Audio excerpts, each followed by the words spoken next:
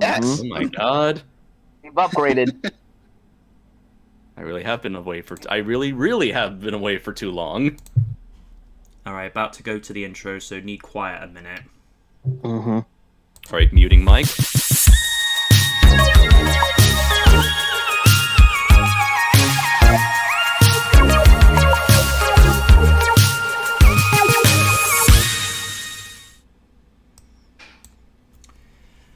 Well, folks, sorry for the delay. For those that have been keeping up with some of my social media update posts, and yes, this is actually the 174th episode of SKL. I just didn't update the graphics accordingly the other day. Hey, Ruby.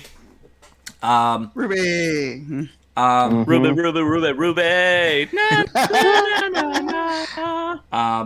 I wasn't 100% sure if I was going to make it because I've picked up some weird bug that was going around at my work. Thankfully, I tested negative, so it's not the thing. Yay! Which thing are we talking about? Marvel's thing or John Carpenter's the thing? The thing that we're not allowed to talk about on Twitch that involves the current... Or the Addams Family thing. Yeah. Or Godzilla versus the thing. Basically, the world event that Twitch will not allow us to talk about. Yeah. Still, I mean, it's pretty much over at this point. It's like you tell Twitch, it's over, Johnny. It's over. It's never over. As you can hear from that, folks, this is also the first appearance in 2 years of the esteemed Kaiju Noir. Where? He's right there! Oh my god. Whose comic, Primal Warrior Draco Azul, is now available to buy on Amazon Kindle and Comixology, issues 1, 2, and 3. Thank you very much for shilling my comic for me, Steve. Hey, gotta help a friend out, you know?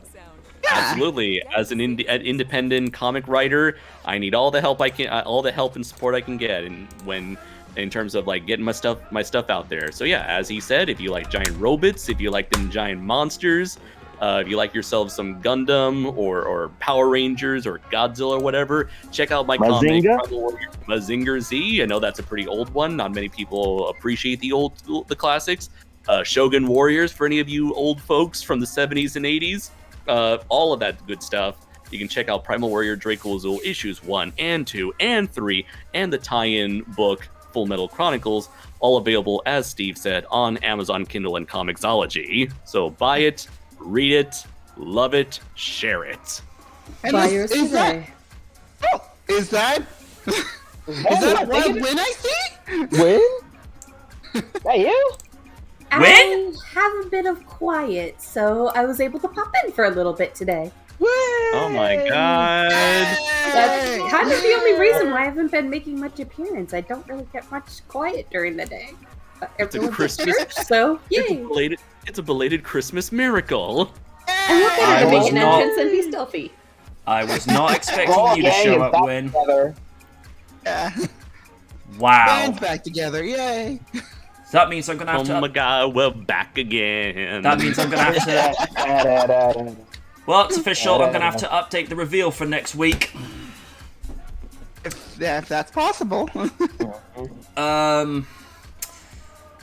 lot has happened Yeah. since last Sunday, and I think we shall address the elephant in the room. Oh boy. Mm-hmm. And Okay. I'm sorry, Horton. We can't hear the who. And Nardi isn't in the room. He would have been mad if he heard the word elephant. I have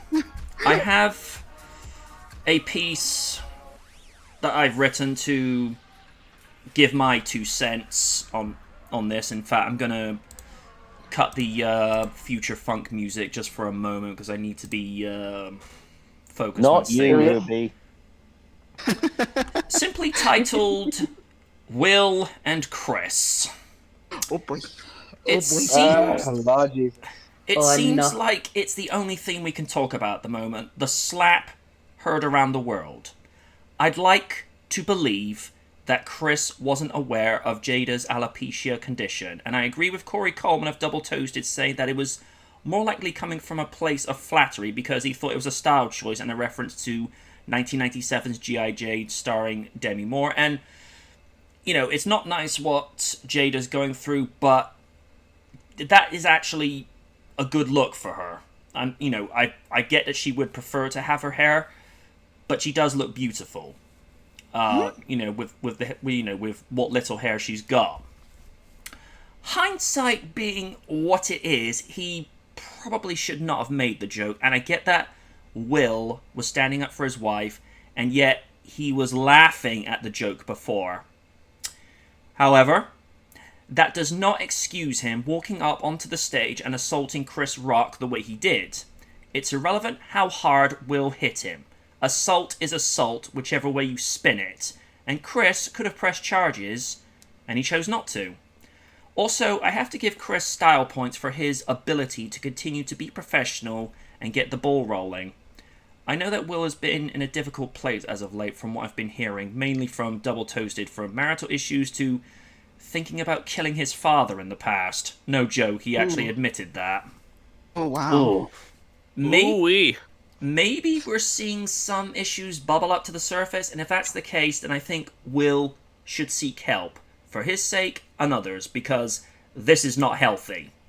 I also agree with Corey's sentiments that Will is a grown man of 53, and he should have known better. It's one thing to act like this as a younger man in your 20s to early 30s, but at this stage in his life, he really should know better.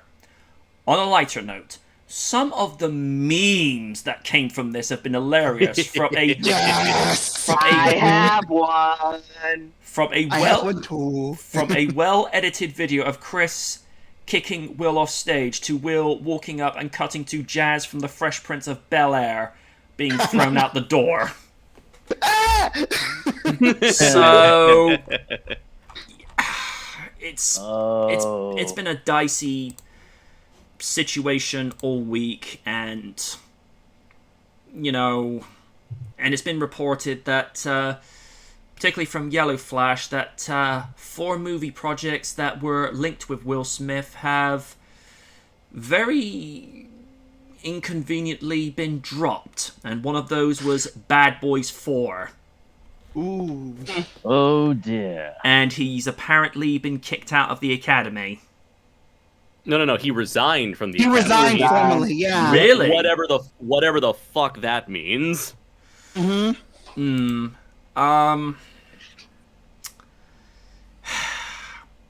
It's like I say, I give a lot of commendable points to Chris because he was well within his rights to have charges pressed against him, but he chose not to.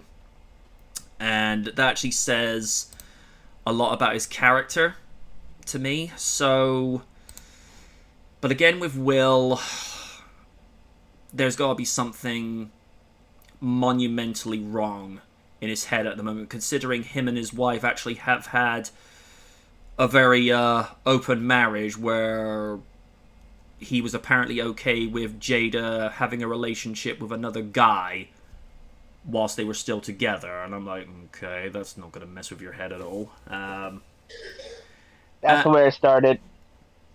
Because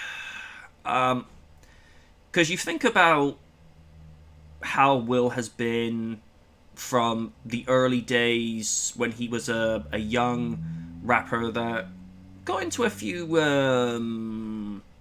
unpaid tax charges in the late 80s, which is how the Fresh Prince of Bel-Air came to be, because that was a means of actually helping his tax situation and also raising his profile as a rapper and as an actor, and he became a wholesome household name. But within probably not even the space of 2 minutes, he's left a bit of a blemish on his reputation and his legacy. Can he bounce back from this?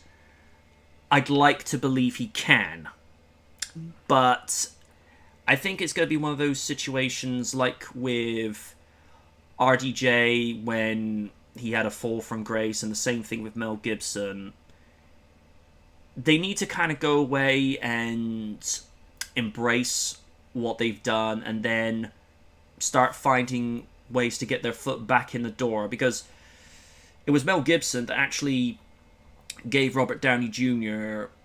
His first movie role once he got out of prison and was clean and sober, because he cast him in The Singing Detective. And it wasn't until Iron Man that's when he became like one of the most generous, giving, and decent role model figures. So I think in Will's case, what should have been a night that was a crowning achievement on his career, because if he hadn't have slapped Chris, people would still be talking more and more and more about the fact that he got Best Actor for King Richard. Now, I've not watched King Richard. I got nothing against the story of how the Williams sisters rose to prominence. It's not a story that interests me, but from what I heard, he put in a decent performance as the real life figure of Richard Williams. So you got to be thinking years down the line, he's going to look at that Oscar. He won it for being the best actor, but it's going to be marred with that controversy because he walked up on stage and acted immaturely. I mean, that's all I can really say about that. Raiden, I know you've been very vocal about this on social media. Where do you weigh in on this? Uh-oh. Uh-oh. Oh, jeez. Here we go. Hit the dirt. Okay. When I first heard about this, we were done with SKL last week. Yeah. And ate, slept a bit, and then when I woke up, I check on Twitter and I see Slab. Like, Slab, what the hell? I'm like, whoa, what the hell is this? Will slapping Chris. Okay. So, had to calm my thoughts a little bit. And after looking at the brass tacks, I have to say this. Well, that was the biggest bitch move I've ever seen from anyone. And it's messed up too. Because I idolize him. I idolize him since Fresh Prince of Bel-Air. It sucks to see, but I learned a long time ago, never meet your heroes. And I never met the guy, but I've always respected and idolized what he's done. The main culprit to me is Miss Jada Pinkett. Oh. Ever since the whole entanglement thing she did with the other dude named August Alsina, and ladies and gentlemen, the guy has mental issues. A lot of people has not mentioned that. Mm-hmm. It's at the point I knew that this would break Will. And the reason I think Will slapped Chris was because he was tired of being the butt of the jokes. Okay, I get it. You ain't being the butt of the jokes.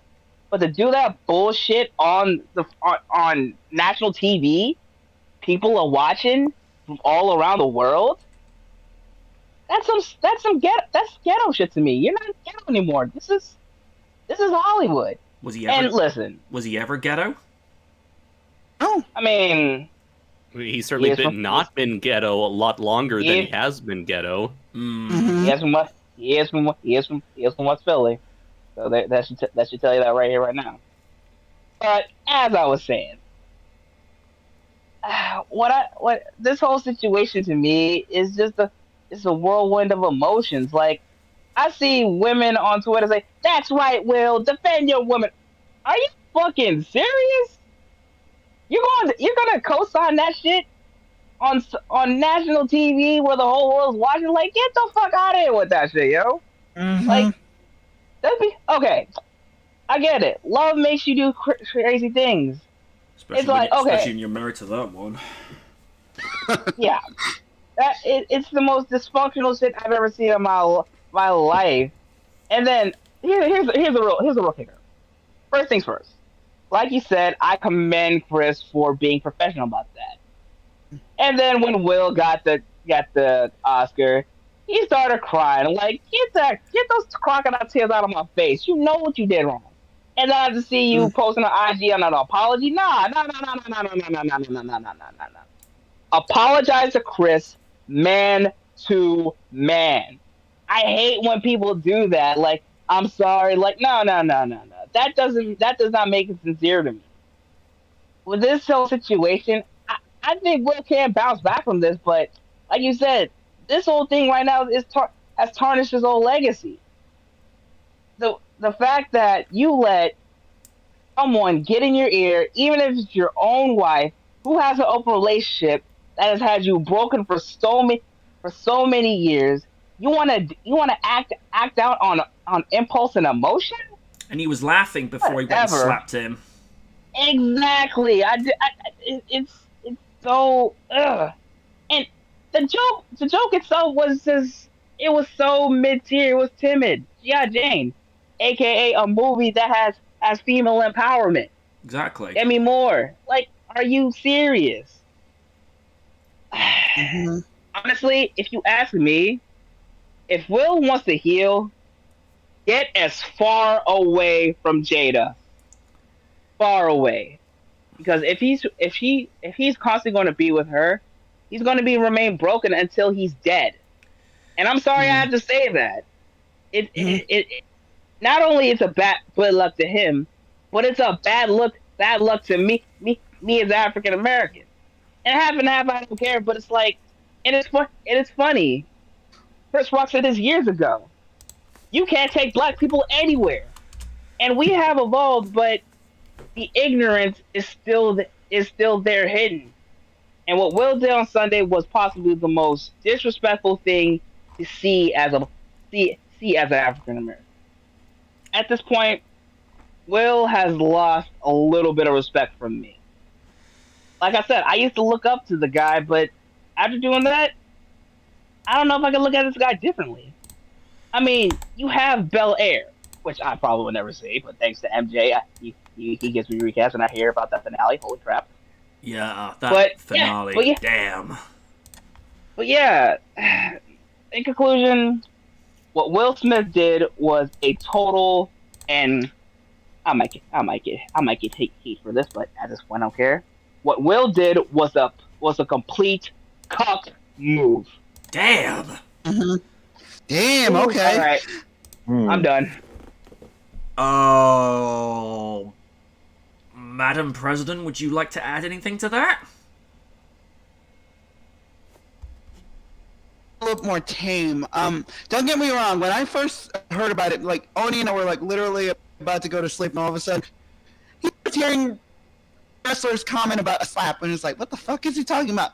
Then we're looking at like everybody just making comments about it, and he made the comment where it's like Twitter became wrestling Twitter for like a good evening because damn, that was hilarious. I'm sorry, the first bit of it was hilarious, and then you look at the implications of what happened. Like, first of all, again, coming from someone who's in a relationship, Oni would do something like that, but guess what? I wouldn't force him to do that. I would be the one that has to pull him off. And also, he can sense when I'm offended by something. I don't make him do things. He does that things on his own. Because again, like everyone said, Will was laughing at the joke, and it wasn't even a funny joke. It was like, okay, funny, no. It was not an excuse to slap a man on public television. On live TV, mind you. Just go off onto the side, tell Chris what happened. Jada didn't look very happy about that joke. That's it. But no, you did not need to slap a man on live TV and then swear. Because guess what? He did freaking swear on live TV, but that was bleeped out. Yeah. Okay. I don't understand why he did that. And like I'm with Raiden. He should apologize to Chris face to face. He chose to be a little baby about it. Apologize through written words. Don't get me wrong. I've done that. But that's the difference. I've never done something this humiliating. I've never put myself in that position where, like, I run the risk of, like, people are wanting him to give up his Oscar. I'm like, no. Bad behavior aside, he earned that. Yeah. He doesn't just give it back. Him leaving the Academy was fine. Again, he just, like, that's not anything. And like everyone said, he has to build himself back up.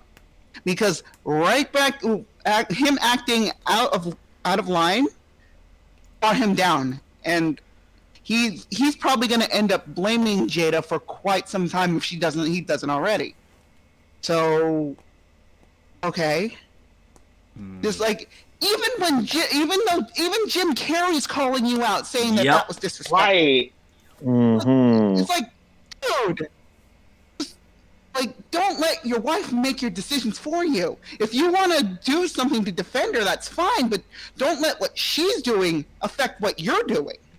Just think before you do something.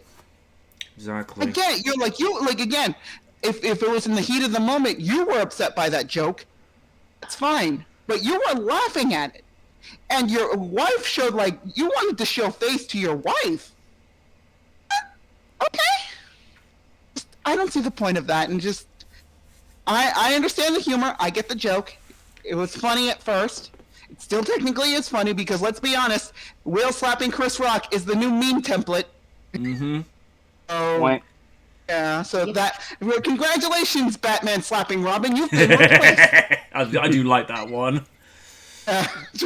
But all in all, Will, think before you act, man.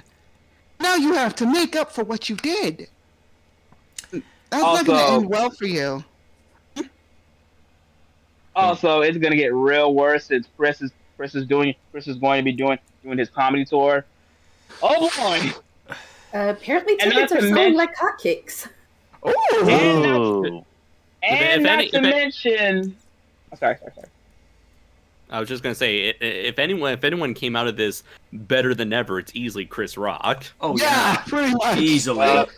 He went from everybody hates Chris to everyone loves Chris. Oh Lord! Remember, everyone hated Chris because of that whole Spiral movie. Oh yeah, and what, like making the? Sorry. Who was it that made that stupid? Everyone got offended. Who was it? Him or was it?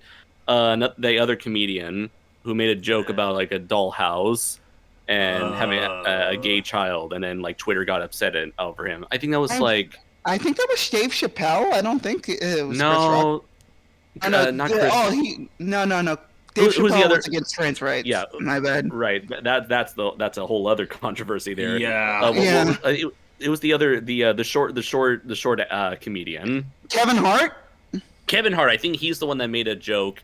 And he was set to host the Oscars, and then Twitter got upset, and he's like, okay, I guess I won't host the Oscars anymore. Mm-hmm. Yeah. Also, bro, not to mention, Chris Rock's brothers, they said it was on site when it comes to Will. Mm-hmm. I mean, listen, okay. That's your family. Like, if anything happens, you know, your family got your back, because, you know, when it comes to little brothers, especially in the black community, oh yeah, it is on site. It is on site. I don't condone it, but you shouldn't have did what you did. You know what this situation is reminding me of? Do you remember the? What's that? Do you remember? I think it was either the season 1 or season 2 episode of Fresh Prince where Ashley was having problems with a bully, and oh yeah, I know what you're talking about. It's the moment. Just mind your business. That's all. Just mind your business. It's the moment where the two sets of parents meet each other, and Uncle Phil lashed out when the other guy goes, I think you must be confusing me with your mama, and then swiped him. Damn, I remember that. Ooh. That's I reminded remember me of that. this whole situation. And now, in this situation, you'd have Uncle Phil's face superimposed onto where it goes, that is it, you are grounded! And then, Will's face is on Uncle... Oh, good lord, that's confusing in its own right. But that's how it feels like the roles have been reversed. And... yeah, I think like everyone else, I'm still trying to make sense of it all, because whenever some of his music videos come up now, I'm like, I feel kind of awkward watching this, so it's like, yeah, I'm gonna go switch over to something else for a minute. I think for me at the point, it's like I said, I've lost a little respect for the guy, and not if I could watch Fresh Prince like I did before this whole thing happened. Even especially after this whole entanglement data said about the guy he was sleeping with. Because remember, the guy said it first, and everyone was speculating, oh my god, Jada cheated with Will? So, once again, on Jada's little thing, the table read, she made the word entanglement a big ass thing. And of course, you saw Will's face, they memed the crap out of him, so. I think for me, that was the beginning of Will's, mental psyche. Because like I said before, I don't think the slap was meant for Chris. I think it was meant for people who just kept prodding and prodding and prodding with all these with all the jokes. Which I'm like, dude, bro, it's the internet. It's the wild west. And yes, I know what I said. It's the wild west out there. You can't stop that. You cannot stop the trolls from doing all that. So the fact that you took it out on Chris Rock, who is a comedian, by the way. He's paid to do these things. Exactly. It's like people are trying to get rid of what is that sound? Someone's doing stuff in the microwave. Yeah, sorry. Oh, sorry. That was Oni. And okay, that's cool. Anyway, like I said, Chris is a comedian. You cannot stop people from doing that. I just feel like this generation is trying to get rid of balls out crazy comedy. Oh man, imagine if it was Bill Burr saying this shit. Woo! That. And if anyone knows that comedian, he is no holds barred. If he was still alive, George Carlin would be eating this up for breakfast. Oh my god! There's a reason why there's a song by Bo Burnham called "Welcome to the Internet." That man had no filter. I still get a chuckle from White Woman's Instagram.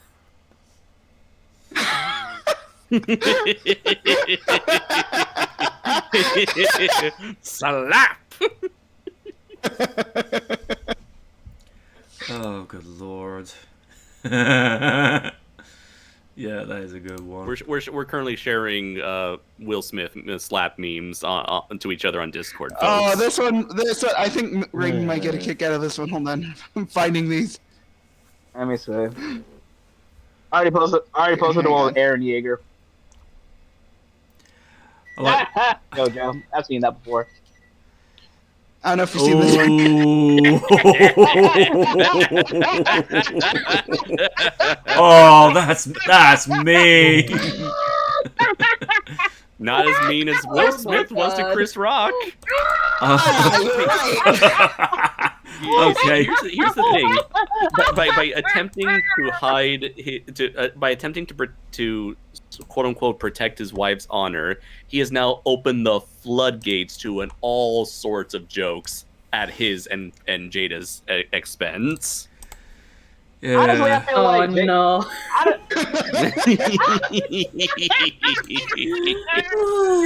And if I may interject, he's making those who openly have antagonized him prior lots of clickbait money on YouTube. Oh. A lot of ammo. Anyway, I feel like Jada has already made her bed and is lying in it. Will, unfortunately, is just no matter what he says, especially with his wife, he's a target he's a target for the internet till the end of time. Oh yes.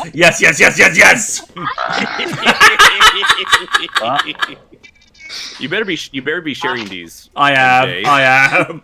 Please. I am legend. I am mad.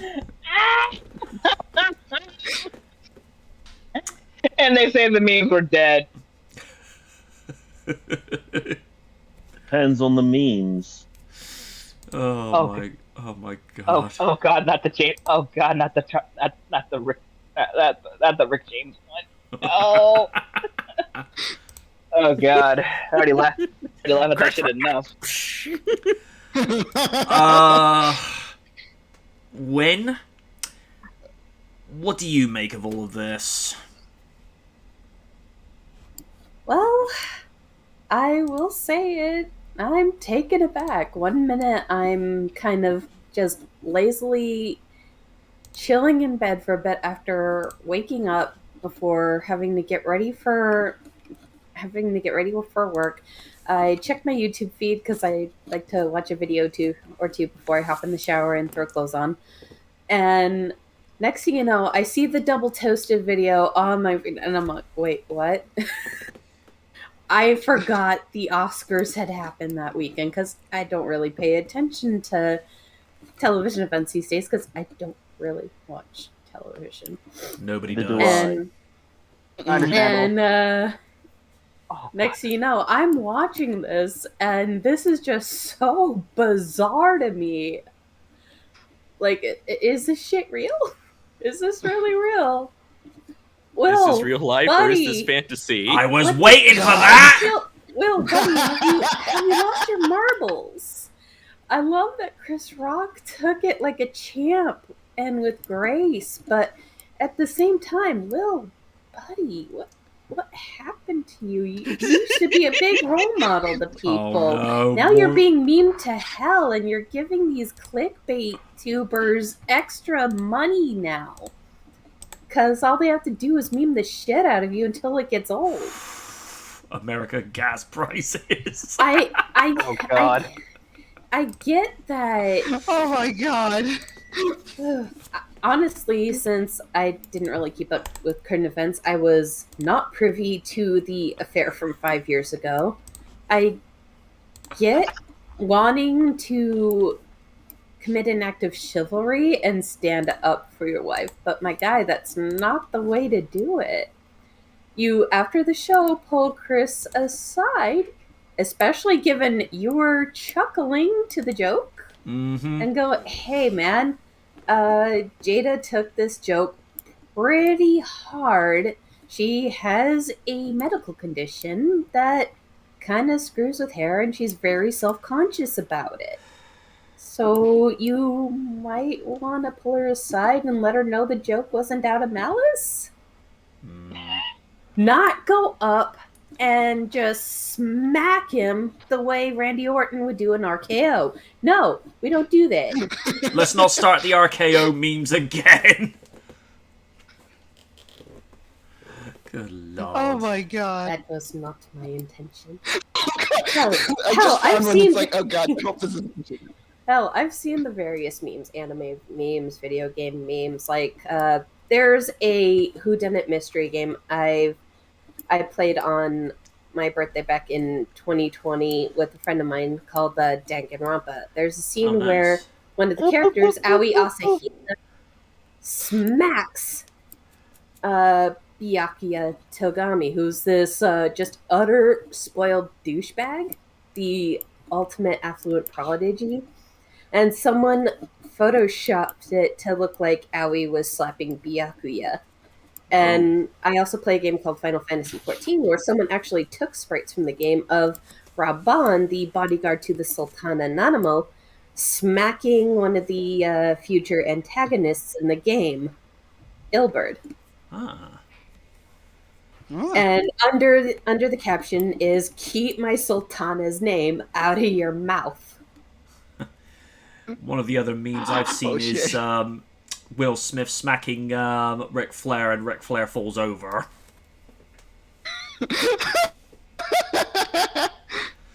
Well, it's one of the very few things that Ric Flair has had good publicity on lately, so, you know, yay for him. I guess. Probably one of the more interesting and well-edited ones is Will goes up to try and slap Chris. Chris ends up super kicking him off the stage, and it goes, well, that was most impressive television in years. And I'm like, yeah, that would have been the fun Pretty ending. much.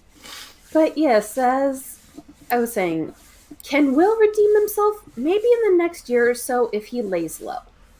But honestly, the advice I would give to him is if Jade is going to act this way, especially with the affair, it's still an affair even though you guys were technically separated.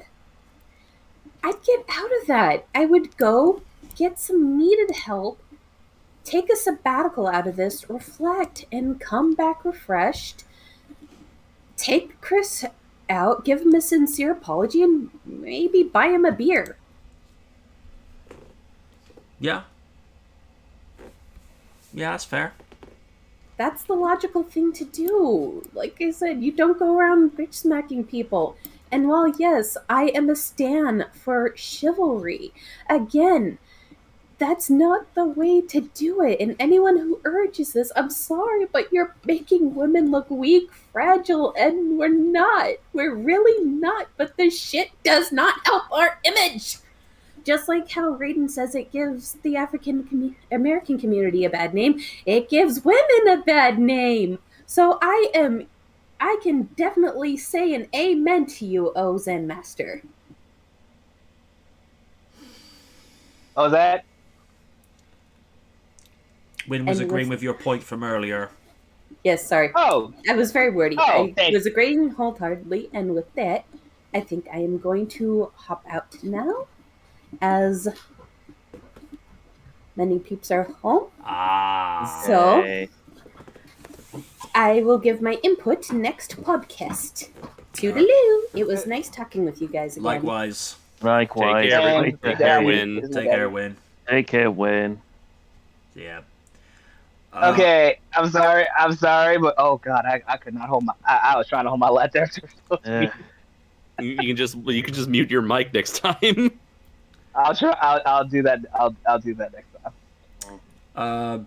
Kaiju, do you have anything further to add to what you've already said, or have you pretty much said what you needed to? I never said anything technically, but oh yeah, that's right. I did say some things, and I pretty much agree with what everyone else has said here.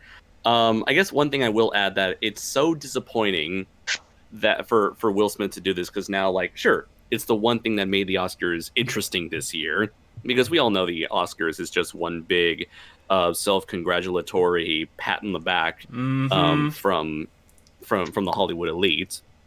But at the same time, it does give the Oscar ceremony does give a lot of attention and validation to a lot of hardworking individuals within the industry.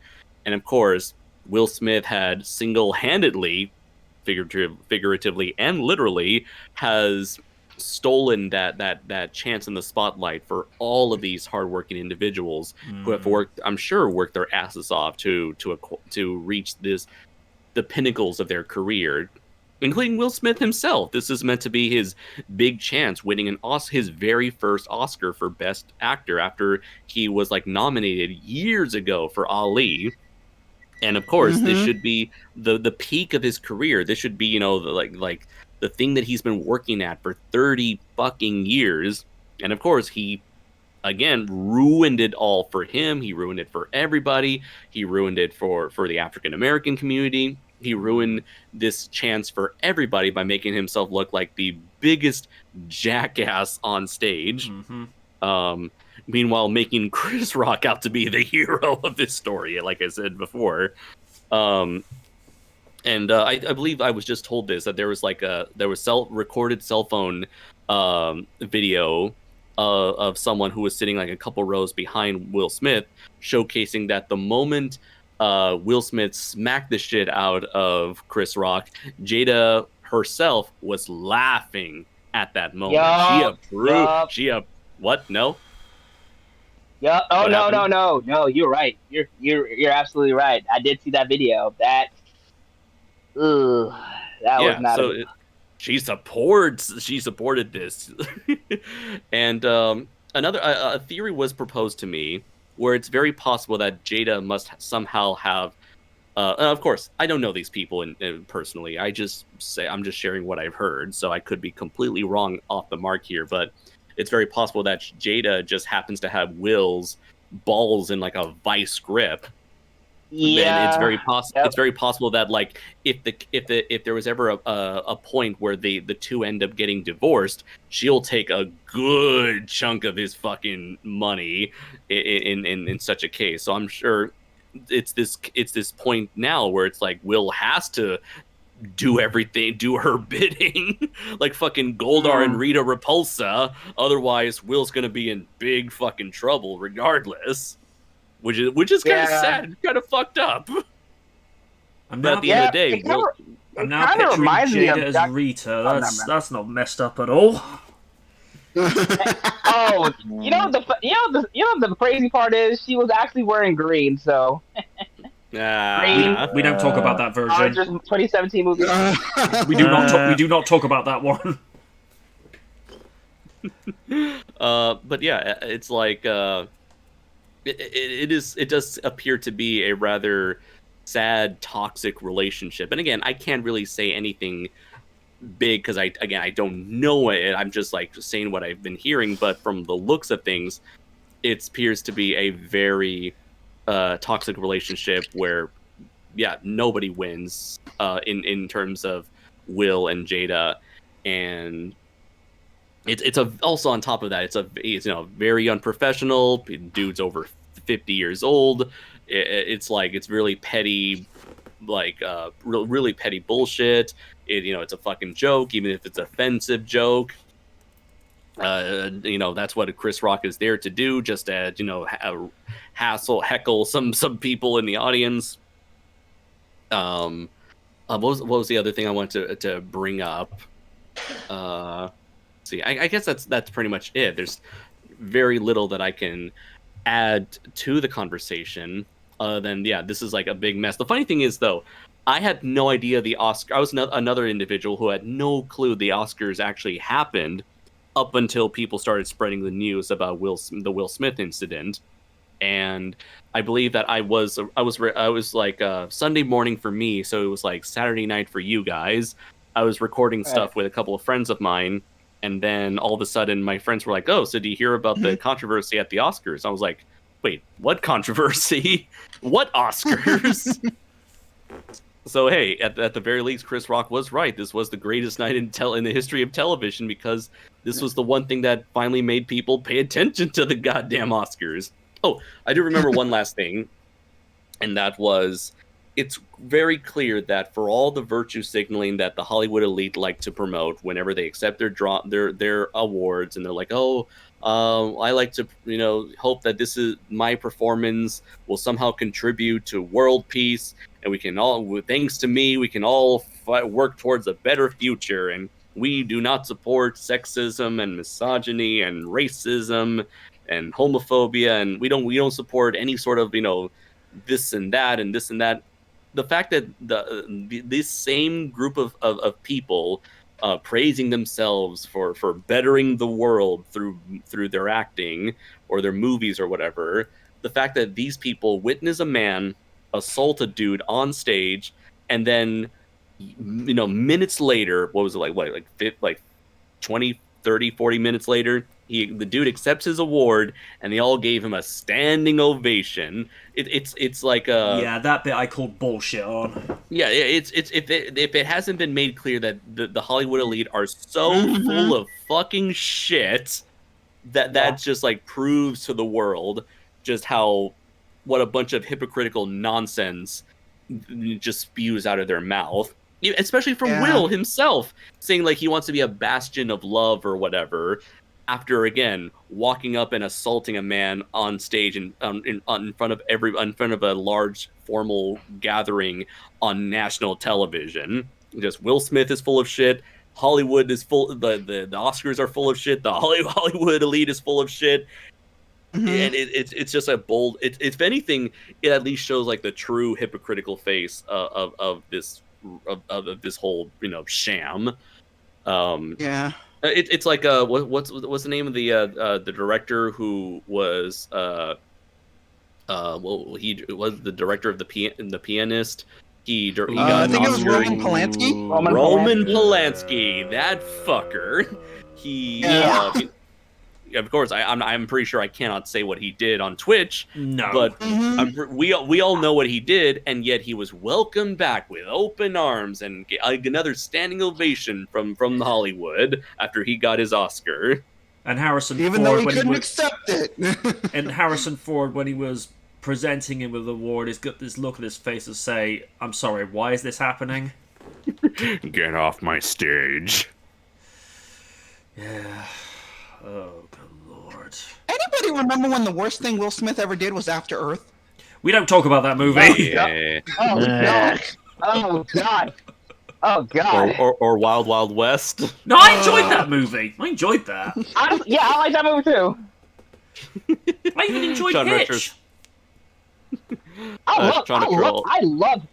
love Hitch. That's personally one of my favorite Will Smith film. That's not an action movie. Yeah. And Sean Retro mentions like when I was criticizing the actors for just being a bunch of idiots, they're like the actors from the Team America movie. Oh, good lord, that movie would not get made today. No. No, it Hey would man, not. Matt Stone and Trey Parker are still doing South Park, so that should tell you something. That's true. Mm-hmm. Agreed.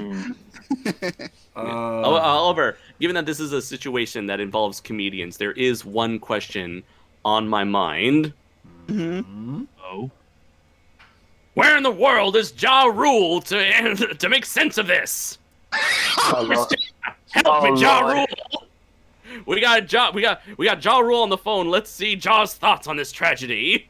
Oh, good. Isn't he still paying the some price for the answers Fire that Ja Festival? I think he still is. I want some answers that Ja Rule might not have right now. No, he's evading the country.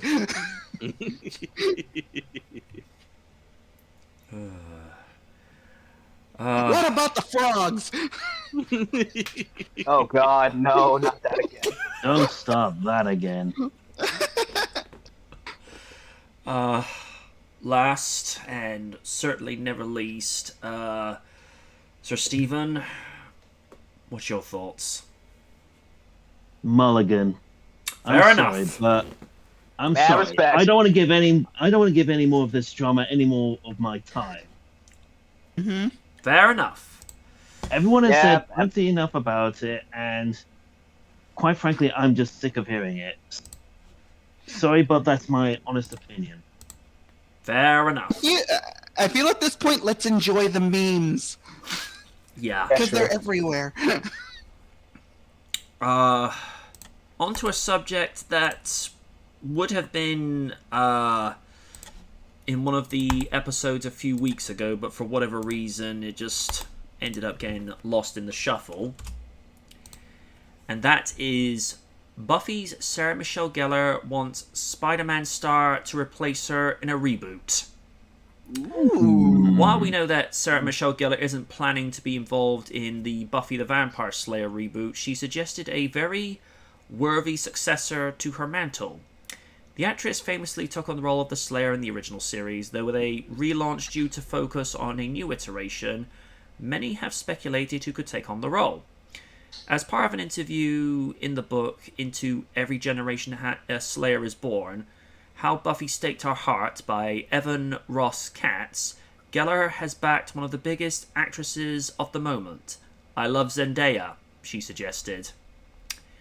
Of course, Zendaya is well known for her work as MJ, not to be confused with me, in the Spider-Man franchise, as well as Rue in Euphoria and Shani, hope I pronounced that right, in Dune. Fingers crossed she can find some time for vampire slaying in her very busy schedule. Geller's latest words came after she... Shut up, watch. After she confirmed last year that she won't be involved in the reboot, which was first announced back in 2018 and will be showrun by Monica Owusu-Breen from Midnight, Texas. What worked for Buffy was that the monsters represented, they were a metaphor for the horrors of adolescence, Geller told Saved by the Bell's Mario Lopez. By the way, that guy does not age. I don't think it's... No, absolutely not. I don't think it's me, and I don't think I should be the one doing it, she added, quipping that she's way too tired and cranky to put in that work again. When the reboot was unveiled, it was confirmed that the new version will be richly diverse. 20th Century Fox saying at the time, because Fox was still a thing in 2018. Like the original, some aspects of the series could be seen as metaphors for issues facing us all today. I would have to see, like, maybe some test footage. It's not to say Zendaya couldn't do it. It's just that when you saw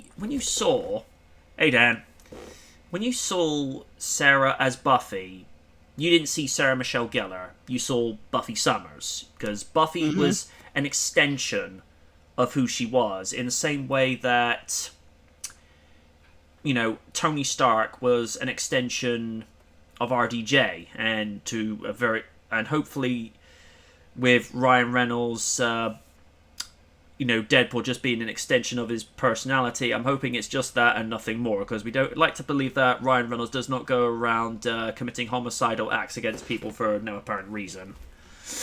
Does he? Well, he kills people with comedy, but that's a different story. Also, I actually watched The Adam Project. That's not bad. Oh yeah, apparently Zendaya was also the voice of Lola Bunny in Space Jam 2. We don't talk about that.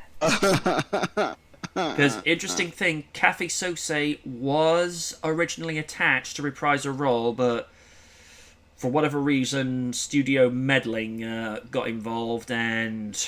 Same thing with Jim Cummings voicing Taz. Because Jim Cummings has still got a great... voiceover voice, so... Oh, yeah.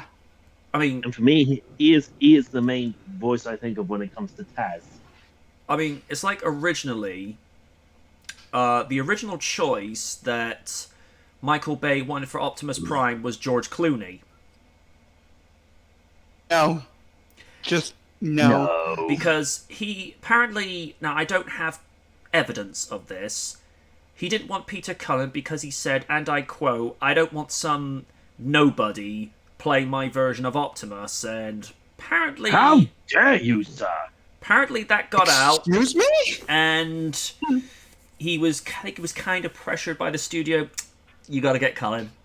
You gotta get Cullen. And weirdest thing, Cullen sounded better as Prime in the first movie than he did all throughout G1. Well, he had more of an age to the voice. Oh God, I'm imagining his performance in Batman and Robin, but instead it's hi Megatron, I'm Optimus Prime. Just no, it hurts. Yeah, but amazing, a booby trap that actually catches boobies. Yes, real quote, by the way. Yeah, from Prime Target. I see what you did there. That was the aim of the episode. I tell you what would be really interesting. I know that Sarah says she's not going to be involved with the reboot, but you know what would be like a really good passing of the baton? Is Sarah starts out as Zendaya's watcher. Yes. That would be interesting. Okay. That's way, and it'd be like one of those winks to the audience where we know what's going on, but if you have like the Xander characters and Willow, don't know who they'll get played by, but that sense, like, I'm sorry, was this like a fourth wall moment, and then Sarah just walks on, does her thing, and then that's just her way of, she came in, she passed the baton to the next generation. Although I'm imagining Buffy the Vampire Slayer on the Enterprise now. That'd be an interesting set of circumstances. Da, da, da, da, da, da. Which But- Enterprise? Enterprise D, Mm. the best one.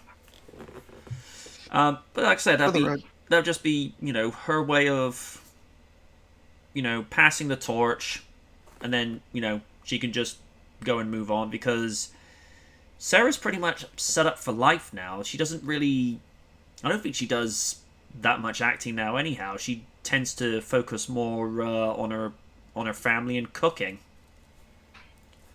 But she's not one that really has too many lavish tastes in life, because she apparently still lives off coupons.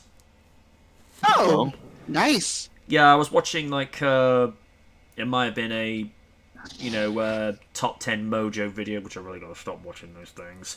And they were showing like how celebrities live their lives, and Freddie and Sarah, they live off coupons. They don't really tend to spend that much money, and as we all know, at one stage, Freddie Prinze Jr. was a producer for the WWE. He actually showed up on camera once.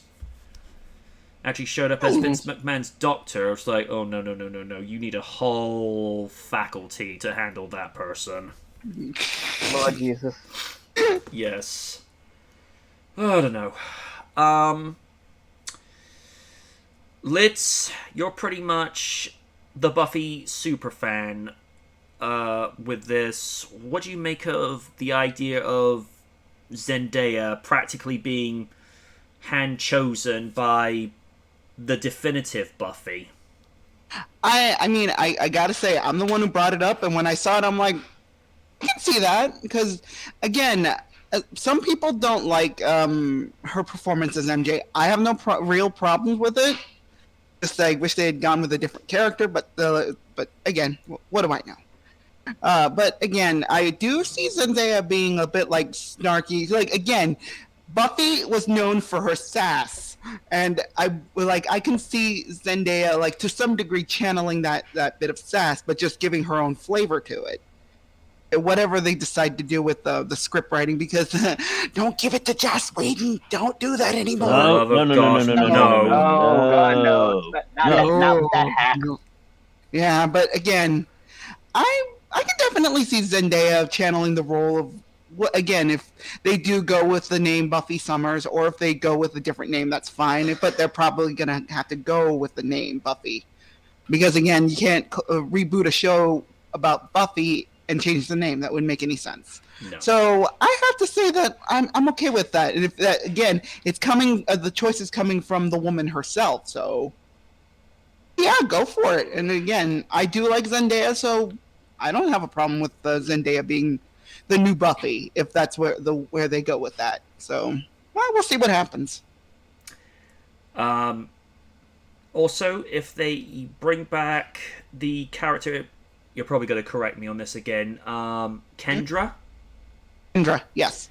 If I love her. If they bring her back, don't screw her over again. Please don't. Please, or at least give her a better accent than that Jamaican accent. Oh God, that still makes me cringe.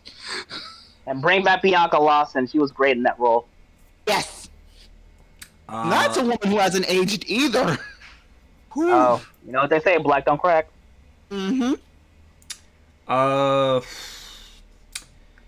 Raiden, what do you make of the idea of Zendaya basically being handpicked by the de facto?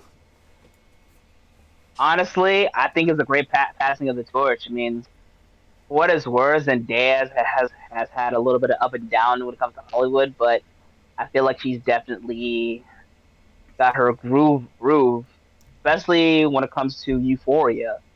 I mean, honestly, okay, half the time I don't watch the show, but half the time I like how Zendaya plays a wisecracker, but still, recovering addict. But just take that recovering addict thing out. I don't know. You know what? I feel like have her be like a street smart person who has a bad past, but still, wants to make up for it. I think that could work for her. I mean, especially now that the Spider-Man series have ended in a way that you won't see it that much in the MCU. I think this could be a great another benchmark for her career. Like for example, look at Naomi Scott, who started out as a in Disney, but not only she was a Power Ranger, she was a Disney princess. And I'm not going to say the last Angel thing because Lord knows that movie was trash. But yes, I think with this it will definitely help her out help her out stick out more. I mean, Mhm. after the scary ass finale I heard about Euphoria, like I think this could be a great bench warmer for her until things pick up. So I'm on board with this, even though I didn't watch that much of Mhm. uh, what was it Buffy the Vampire Euphoria. Slayer. Buffy the Vampire Yeah, Slayer. yeah, Sorry. Euphoria. No, you're right, Euphoria. I think this could be another breakout hit for her, so I'm all for it. Yeah, like the funny thing, if they do like do cast her as that, have the whole episode she just goes by B, and then at the end of the episode she says, "I'm Buffy, the Vampire Slayer," and you are just.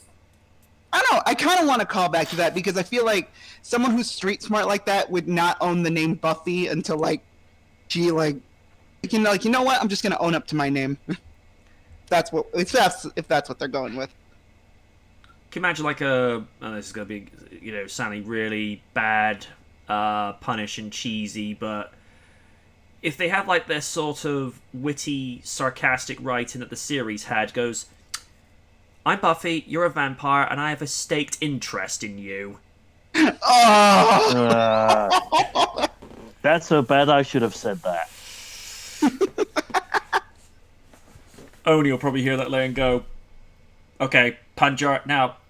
You weren't evil either. I don't care. Punjar, now." That's a double. That's a double. It's WrestleMania weekend. How many should we charge him? 20. 20. Oni likes Hulk Hogan. 50! Oh no. On a lighter note, Stone Cold headlined one more WrestleMania. Good for you, sir. Good for you. And apparently Ronda Rousey was very offended by that. No one cares. Listen, Rhonda, you're not Stone Cold.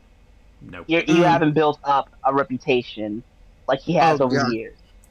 Yes, you did great in MMA. You are the ambassador of women's MMA.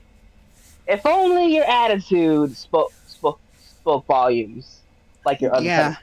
Oh, she's got attitude. So that's what. Oh, she's got attitude. Hers just sucks. Yeah. Yes. And also considering the fact I watched both matches. Her versus Charlotte put me to sleep. Austin versus Owens woke me the fuck up. I heard that match was not the it was Stone Cold booty. match, It was Lord. booty butt cheeks. Yeah. Steve, your thoughts on Zendaya basically being shortlisted by the original? Well, I say the original TV star. We don't talk about the movie. Well, it surprises me that Sarah gives her praises for that, so that's definitely a good sign. I'm open. I'd be open to that casting decision.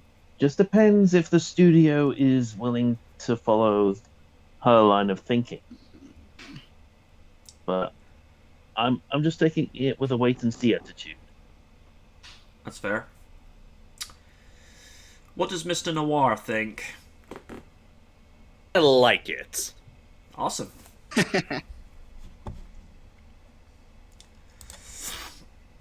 Sorry, still dealing with the effects a second.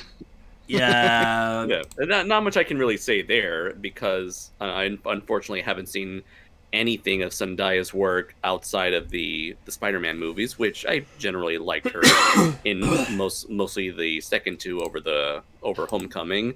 But yeah, I think she's got the chops to pull off a decent Buffy as someone who only has had a passing knowledge of Buffy the Vampire Slayer, having only watched a couple episodes in my life, but I am aware of its huge dedicated fan base, and the fact that the original star is going out of her way to vouch for an up and coming actress like Zendaya, I feel is an awfully kind gesture. Yeah. So major kudos to her, because hey, when it comes to the entertainment industry, you gotta need all the support you can. So for someone like her to give a shout out like that, it's pretty cool. So you're doing good for yourselves, Zendaya, for you to get the approval of her and generate this online buzz, which is what we're doing right now. And of course, when this is usually what happens when a director or especially an actor says, "Yeah, I would be interested in doing this," or "I'd be interested in doing that," and that generates buzz, and that gets people talking, that gets the attention of studio heads, and at which point the agents of these certain actors will approach these studios and say, "Hey, look at all this online buzz. Don't you think don't you think you should follow up on this?" And yeah, that's pretty much how the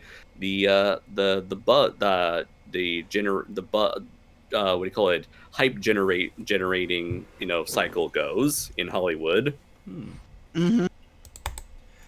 Alrighty. Onto one article that I came across a small while ago, and I don't know how people are gonna feel about this.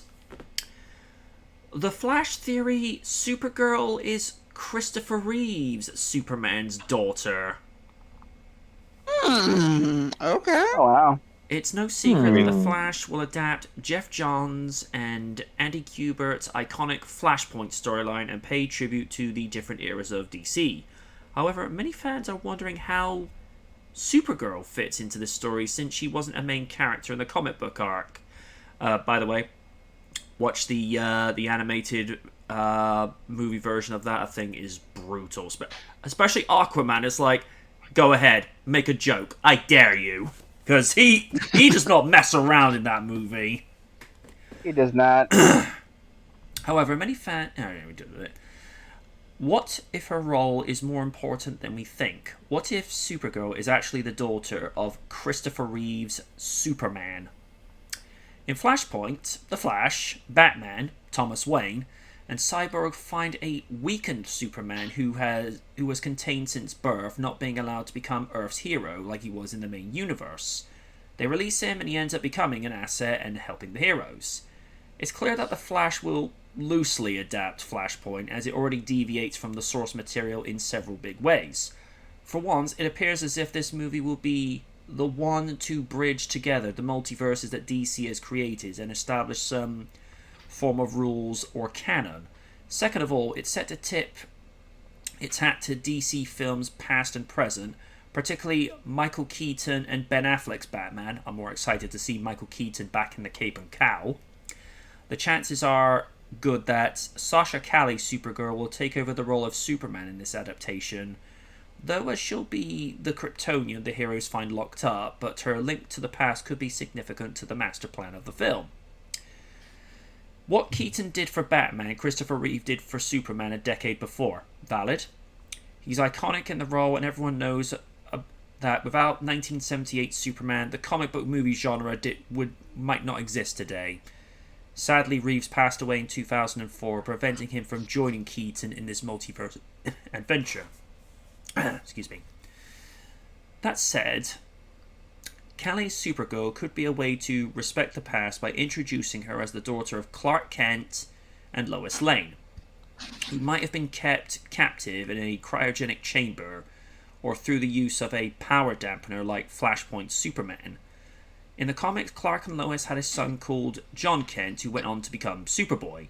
Considering this is a multiverse where canon is multiple choice, why can't their spawn be a daughter who goes on to become Supergirl? There's also another factor that could be a big clue of Supergirl's parentage here: the hair color. Much was made about the fact that Callie didn't sport the blonde hair that Kara Zor-El is famous for. Perhaps it was an entirely intentional decision. If both her parents, Clark and Lois, had dark brown hair, the chances are good that she'd have the same hair color, right? Realistically, the Flash will need to pay tribute to Reeves' Superman in some way or another. If it is a celebration of DC film, it simply cannot forget the OG. Whether this tribute is done through the introduction of Supergirl as Superman 78's daughter or not, though remains to be seen. That said, it's still a fun theory to ponder, since it could turn out to be true.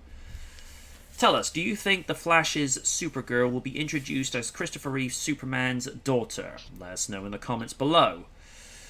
That's a lot to take in. Yeah. I'd say it's plausible, but I don't know. So who is this Supergirl? Because I'm guessing this is not the one with the TV show. No. No. This is separate from. This is played by Sasha Calle. I don't know what she's done prior to this upcoming movie, but I've never heard of Superman having a daughter. But then there's plenty of fan fiction across the internet. Dark Knight Strikes Again. He had a daughter with Wonder Woman, who became that continuity's Supergirl. Oh, that's right. Yeah. Oh yeah, I heard about she that. Sucks. I always thought Wonder Woman would get. Frank Miller only knows how to write one single storyline with her every single time. Humanity sucks, and a character comes in to say, no, it doesn't. You're an idiot. Okay. Next story. Humanity sucks. No, it's not. You're an idiot. Okay. Humanity sucks. No, it's not. You're an idiot. Okay. I always thought. Okay. Why does that remind me of Birds of Prey? That not the Birds of Prey that came out with Harley Quinn. The Birds of Prey that was on WB years ago. God, wow, yeah. that's a trip. Yeah, I remember that year. I remember that because I remember Mark Hamill actually made a cameo as Joker's voice. Yeah, he did. I always thought Wonder Woman would get together with Batman, considering he's kind of more on her level. Yeah, you can see that. Well, it's an interesting setup. How to weigh this one? I think on this occasion, I think I'll wait until I actually see the Flash, just so that we get a clear understanding. Because for all we know, this could be coming from a universe where Superman doesn't exist. But we do get Michael Keaton back as Batman, and for me, that's a win. Easily. And from what I'm understanding, this is effectively going to rewrite the DCEU, which is code for damage control. Basically. Yes. Because the Batgirl movie that's coming to HBO Max, Michael Keaton is Batman, but you'll still have J.K. Simmons as Commissioner Gordon in that same universe. Basically, let's cherry pick see what we want. Sounds Pretty like much. it. So yeah, Paradoxes make my head hurt. Listen, after watching the Batman, I feel like for me that's the only thing I give a crap about. Superhero movies now. And also, I think after the damage control that Marty and Doc had to do with Back to the Future Part 2. I think everyone else has had enough of time paradoxes. Excuse me. So, yeah, I'm going to reserve judgment until I see the movie. Steve, what do you think? It's an interesting idea. Just whether it will be implemented into the movie. I mean, heck, some changes to the canon have actually affected what they do in the comic books. I mean, Harley Quinn was introduced into the animated series along in the 90s, and then she's become a main staple of DC. It's like little things like that just end up inspiring more material for comics. I feel you.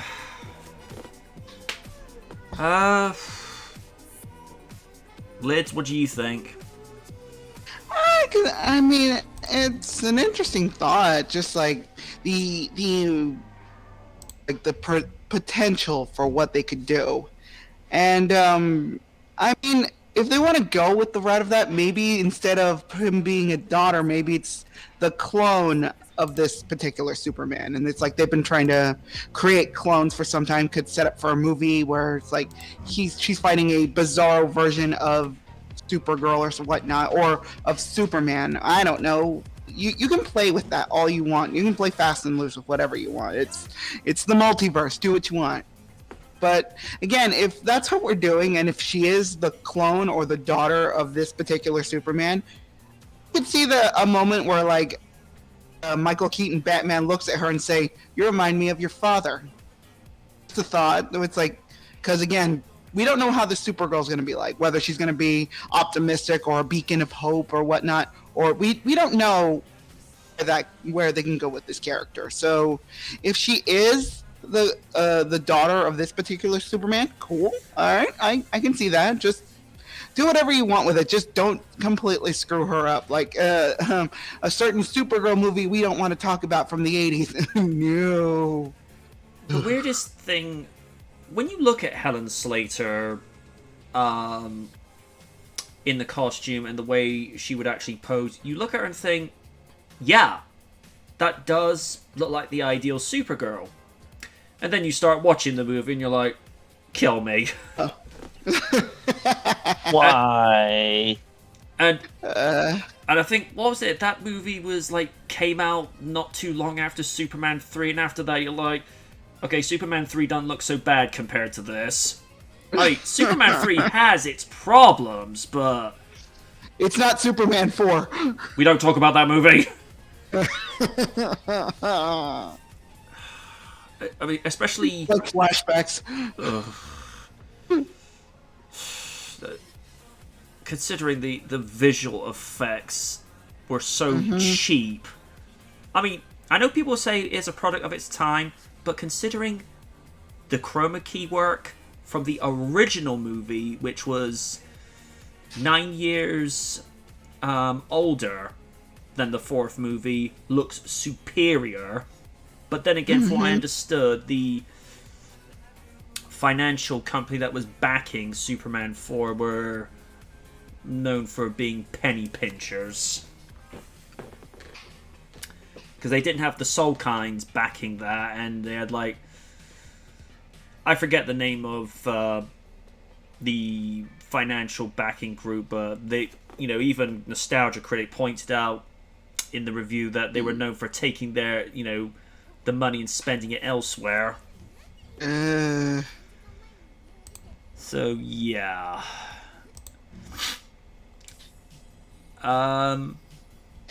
Steve, did I get to you? Yeah, I believe you did. All right, Raiden. Yeah, like I said, okay, not a bad idea, but as I said before, discussions, I can't lie to you, bro. That ever since I watched the Batman, that damn movie has had a hold on me. You know what I mean? Just listen to freaking Nirvana, Something in the Way, all that jazz. Like, I don't know. Also, watching the deleted scene of the Joker, which listen. That was messed up. Yeah. Okay, yes, but listen. I get it. I know I'm talking on topic, but still. I know people are tired of the Joker, but I don't know, man. What Matt Reeves has cooked up for this version, I'm kind of all in for that. Even though a lot of people are tired of the Joker, even though Joaquin Phoenix Joker was pretty good. It was. I don't know. It's just any DC project aside from something that I'm interested in. I don't know. I'm at the point where seeing is believing. I just want this whole thing released. Until then, I'm just gonna keep riding the wave of the Batman hype. For me, I just want more with the character, with everything at this point. You know, I think other movies can take a back seat for now. I just want more of that. I know it will be a while since the next movie will come out, but after I hear a lot of projects coming on with HBO Max, from Penguin, Gotham PD, the Arkham Asylum, which I know Barry Keoghan Joker will be in that one. I don't know. I just want more of that universe. I mean, especially watching that Joker deleted scene, I don't know. I was just captivated through the whole thing. You know what I mean? So with this whole thing, I think like MJ mentioned, definitely want to see Michael Keaton as Batman because it definitely had a hold on me, especially with the first movie. You know, so yeah, I'm like I said, every time I'm on here, it's always a wait and see moment with me, unless I'm really interested. So there you go. Okay. Since you're somewhat of a big fan of the original Christopher Reeve Superman movie Kaiju, what do you make of that theory? I wouldn't be surprised if that was the case because honestly, it feels like Hollywood is so creatively bankrupt that they have no choice but to, or they feel compelled to just nostalgia bait as much as humanly possible. I mean, say what you will about whether you like Ghostbusters Afterlife or not, whether you like Spider-Man No Way Home or not, whether you like the Star Wars sequel trilogy or not, all of them embody this how do you say, this mentality, or this mentality of making something as nostalgia driven, nostalgia baiting as possible, to say, hey guys, remember this thing you grew up with? Well, now it's back in Pog form. So yeah, they've already they're bringing back Michael Keaton because he's popular. So I wouldn't be surprised if they find some means of shoehorning in Christopher Reeve's Superman. Personally, if I'm going to have a Flash movie, which I honestly do not care about in the slightest, just because I've grown fatigued over being inundated with superhero movies for the last 20 years. But and on top of that, I'm just not as big of a Flash fan, despite my enjoyment of the character in other forms of media. But I'm just saying that they are going to bring back, Michael Keaton Superman. So yeah, there's no doubt they're going to try to draw in as large of an audience by bringing in as many things as possible. And it's the sad thing is, I'd rather have a Flash movie that's about the Flash. Instead, anytime we have news about the Flash movie, it's solely based on Michael Keaton's fucking Batman. I swear, more people are excited about Michael Keaton than the Flash in his own Flash movie. So I just wish that we had the chance to let go of the fucking past and just try to embrace new things. Again, sure, I don't, this might still be a good movie. I mean, as nostalgia baity as No Way Home was, I still enjoyed the movie. Same. But I have to admit, a majority of my enjoyment came from the nostalgia baiting aspect of it. So it's like, I wish that we were able to embrace new ideas, to move ahead from the past. Oh yeah, that's another thing. Mandalorian and Book of Boba Fett, more nostalgia baiting, more nostalgia pandering. I feel like it is a crutch and a detriment to creative storytelling in Hollywood and in entertainment as a whole. So it's like, yeah, from a cynical point of view, yeah, most definitely they're going to find some way to throw in some kind of reference to Superman. Now, are they going to do it through Supergirl? I really don't know, because looking at this Supergirl, I completely forgot. Again, goes to show how little I care about the Flash movie. It goes to show that, like, I completely forgot that they revealed this weird looking version of Supergirl months ago. So it's like, yeah, it's a very new, oddly unique take on Supergirl. So it's like, okay, finally some originality here. Although, of course, I'm sure that when it comes to a new Supergirl design, they're gonna have to tie it into something nostalgic in order to get audiences to give a shit about this version of Supergirl. So yeah, I think it's very, very plausible that they will try to make a connection to Christopher Reeve's Superman. And if that's the case, if that's not the case, maybe there'll be some other version out there where it's like, oh, this is the Supergirl who happens to be Henry Cavill's Superman's cousin or whatever. That would be interesting, or possibly Brandon Routh's Superman, considering they're supposed to be, bridging all the DC universes that have ever happened. Yeah, but I feel like they've already played that nostalgic. Theory.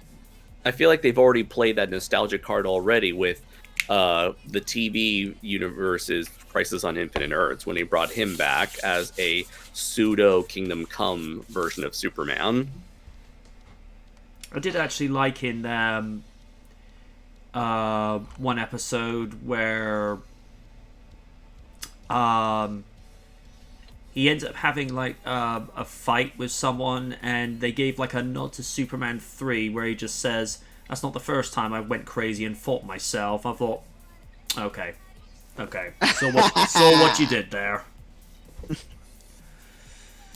Alright, that'll be interesting to see. And of course, as I mentioned, there's another Batman project with Keaton coming back, and there is going to be a solo outing with Keaton as Batman, but Warner Brothers are not being too forthcoming with that information just yet, so we'll see where we go from there. And this was brought to my attention not too long ago.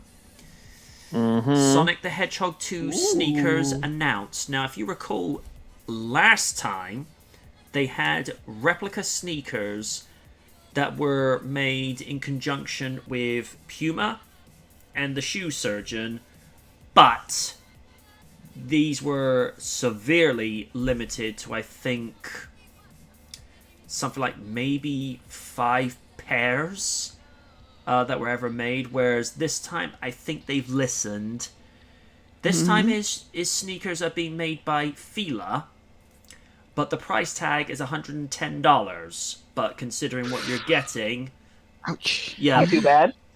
to be fair, if you want quality, you gotta pay for it. Yeah, you're right. Yeah.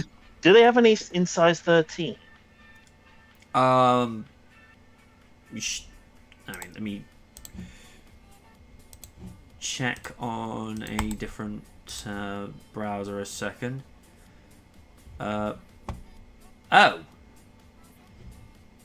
Says according to this. Oh. Let me double check again. Maybe I'm not.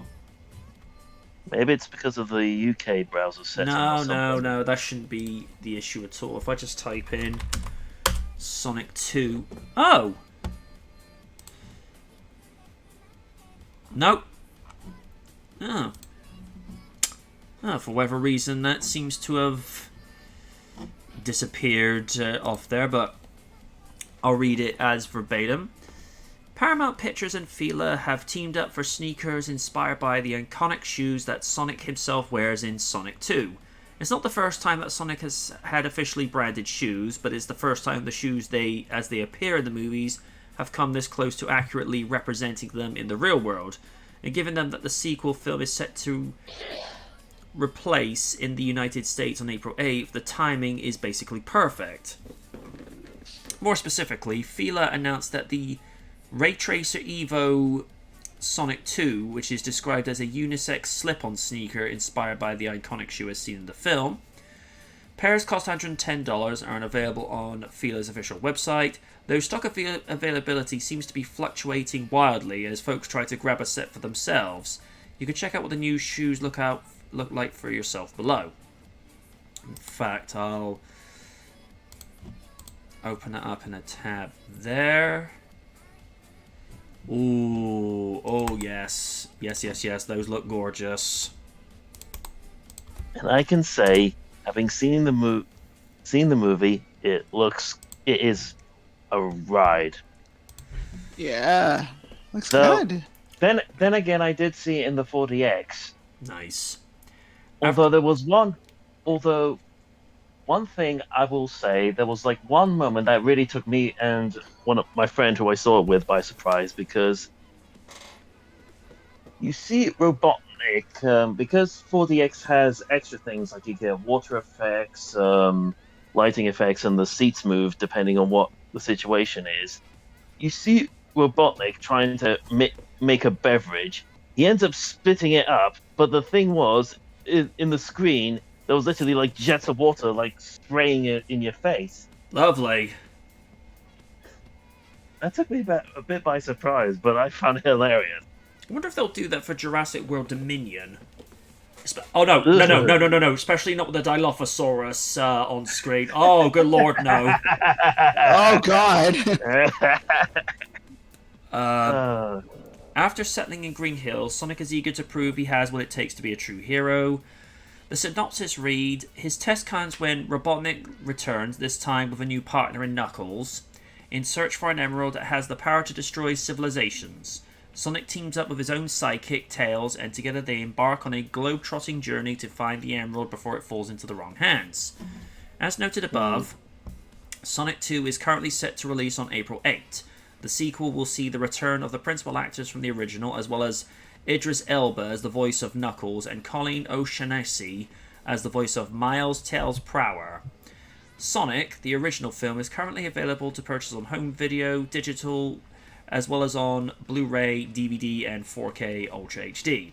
The film stars Ben Schwartz as the voice of the eponymous Hedgehog, James Marsden as Tom Wachowski, a police officer that befriends Sonic, and Jim Carrey as Dr. Robotnik, the franchise's classic villain and scientist. You can check out our previous coverage of the upcoming Sonic movie sequel here. What do you think about Fila making Sonic 2 sneakers? Are you excited to check out the movie in theaters when it releases early next month? Let us know in the comments below. Well, I like to think of this as business imitating creative, in the sense of when the original trailer for the Sonic movie came up, the internet had an opinion. Don't talk about that trailer. Yeah, it's in the past. Darkest timeline. So, when they saw the amount of thumbs down that trailer got, they took Sonic back to the drawing board and presented him as such. They didn't have the sneakers on sale for the original movie, and I think they've listened again because of the fact that the sneakers are available this time. So, I think it's a good move. I don't necessarily see what was wrong with moving away from Puma, because they're a reputable sports brand. I mean, not to say there's anything wrong with Fila either, but that might have been... Fila's great. It might have just been like an office decision and what have you, but... Isn't it? This is not the same analogy, but you can get the context of it.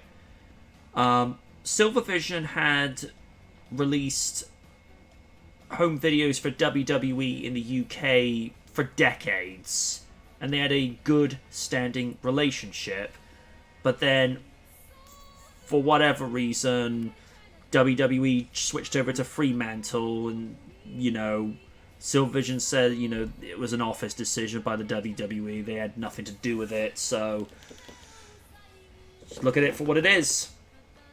If the sneaks become available again, and I've got cash left over, well, I know what I'm doing.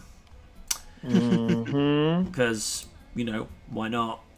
Let's see. Is it? Because the sales have got to go fast. Yes.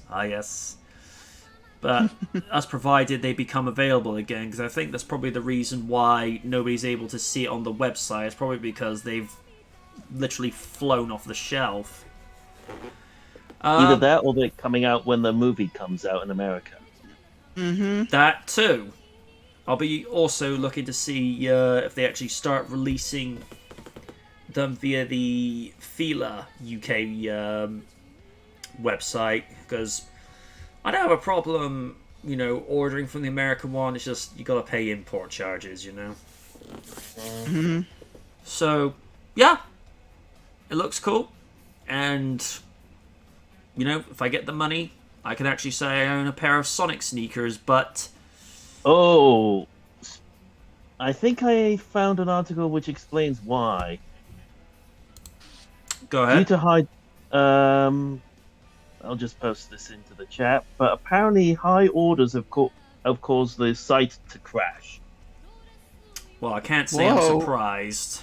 Hey man, listen. If you want to get yourself your own pair of Sonic shoes, man, you know you're gonna get a lot. You're gonna get a lot of bandwidth. Jeez. Hell, I remember when Luke Cage was coming out on Netflix. The freaking Netflix site crashed for a bit. Yep. Yeah, it's pretty much saying what Steve's just been saying. Wow. Described as a unisex slip-on style, Sonic shoes are inspired by the red kicks the titular speedster wears in the film and video game series. $110 or approximately £84. Oh, that's not too bad. Well, wow. You get something like that pop up. What did they think was going to happen? So, again, I'm glad they've become available. Something I've wanted probably as far back as Sonic 1. And yes, I realise I'm showing my age. Shut up. Yeah, it's all good. I mean, Raiden, if you had the money, would you wear Sonic's high tops? In a way, I've mentioned this time and time. I'm not the biggest Sonic guy, but I don't know. I do rock a pair of Fila's. I only have like one pair, but I wouldn't mind making this for another collection. But for me, it's like whenever a shoe looks good to me, I'll get it. But sometimes I'll be very safe with my money. Like how the African American community fawns over Jordans. It ain't for me. It ain't that deep. But I don't know. Once in a while, you can splurge a little bit, but not too go crazy. So yeah, I'll buy these. Lids, what do you make about the sneakers finally being available commercially? Would you get them? And a question I probably know the answer to, would Oni get these as well? I don't know about Oni. I don't want to put words in his mouth, but I need no such encouragement. Well, he could probably say his thoughts on here. if he wanted to, but again, I think he's busy right now. So Okay. But that being said, yeah, I would wear a pair of these shoes just for fun. There's like, again, they look cool, but again, the price tag and how limited they are, and the fact that I would probably lose an eye trying to get a pair of shoes, because a certain Karen wants to backhand me in the face because they want a pair of shoes for their nice little child. I mean that loosely. But I would definitely want a pair of these shoes. But again, that's what affects it is money and supply. So if supply was not as limited, I would own a pair of these shoes. Again, it's again, like I said, supply, demand, and how much cash I have. Just saying. Sean's just said that it looks like their site needs a one-up. I understood that reference. Yeah. Steve, same questions to you. Thoughts on the shoes being available commercially, and would you get a pair? Probably need to I think they need to make sure that their site's running okay before putting pre-orders online like that. I mean, with a franchise as big as Sonic, you're bound to get a lot of people wanting those shoes. I'd probably want a pair for myself, as long as they had them in size 13s. You know how hard it is for people to find big shoes. Yeah. We do tend to be slightly more difficult to cater for. Mm-hmm. And while on the subject of Sonic, I can say without spoiling the movie, you will definitely love the film, MJ. If you had to say this based on opinions, how does it measure up to the first movie? Is it on par, or is it better, in your opinion? I say, for the most part, it is on par with the first one. There is a very big lore that they build with this movie. You sort of saw that teased at the beginning of the first one, but this time they go full on into the lore of the film universe. Okay. And there are references to a lot of material from both the games and the comics.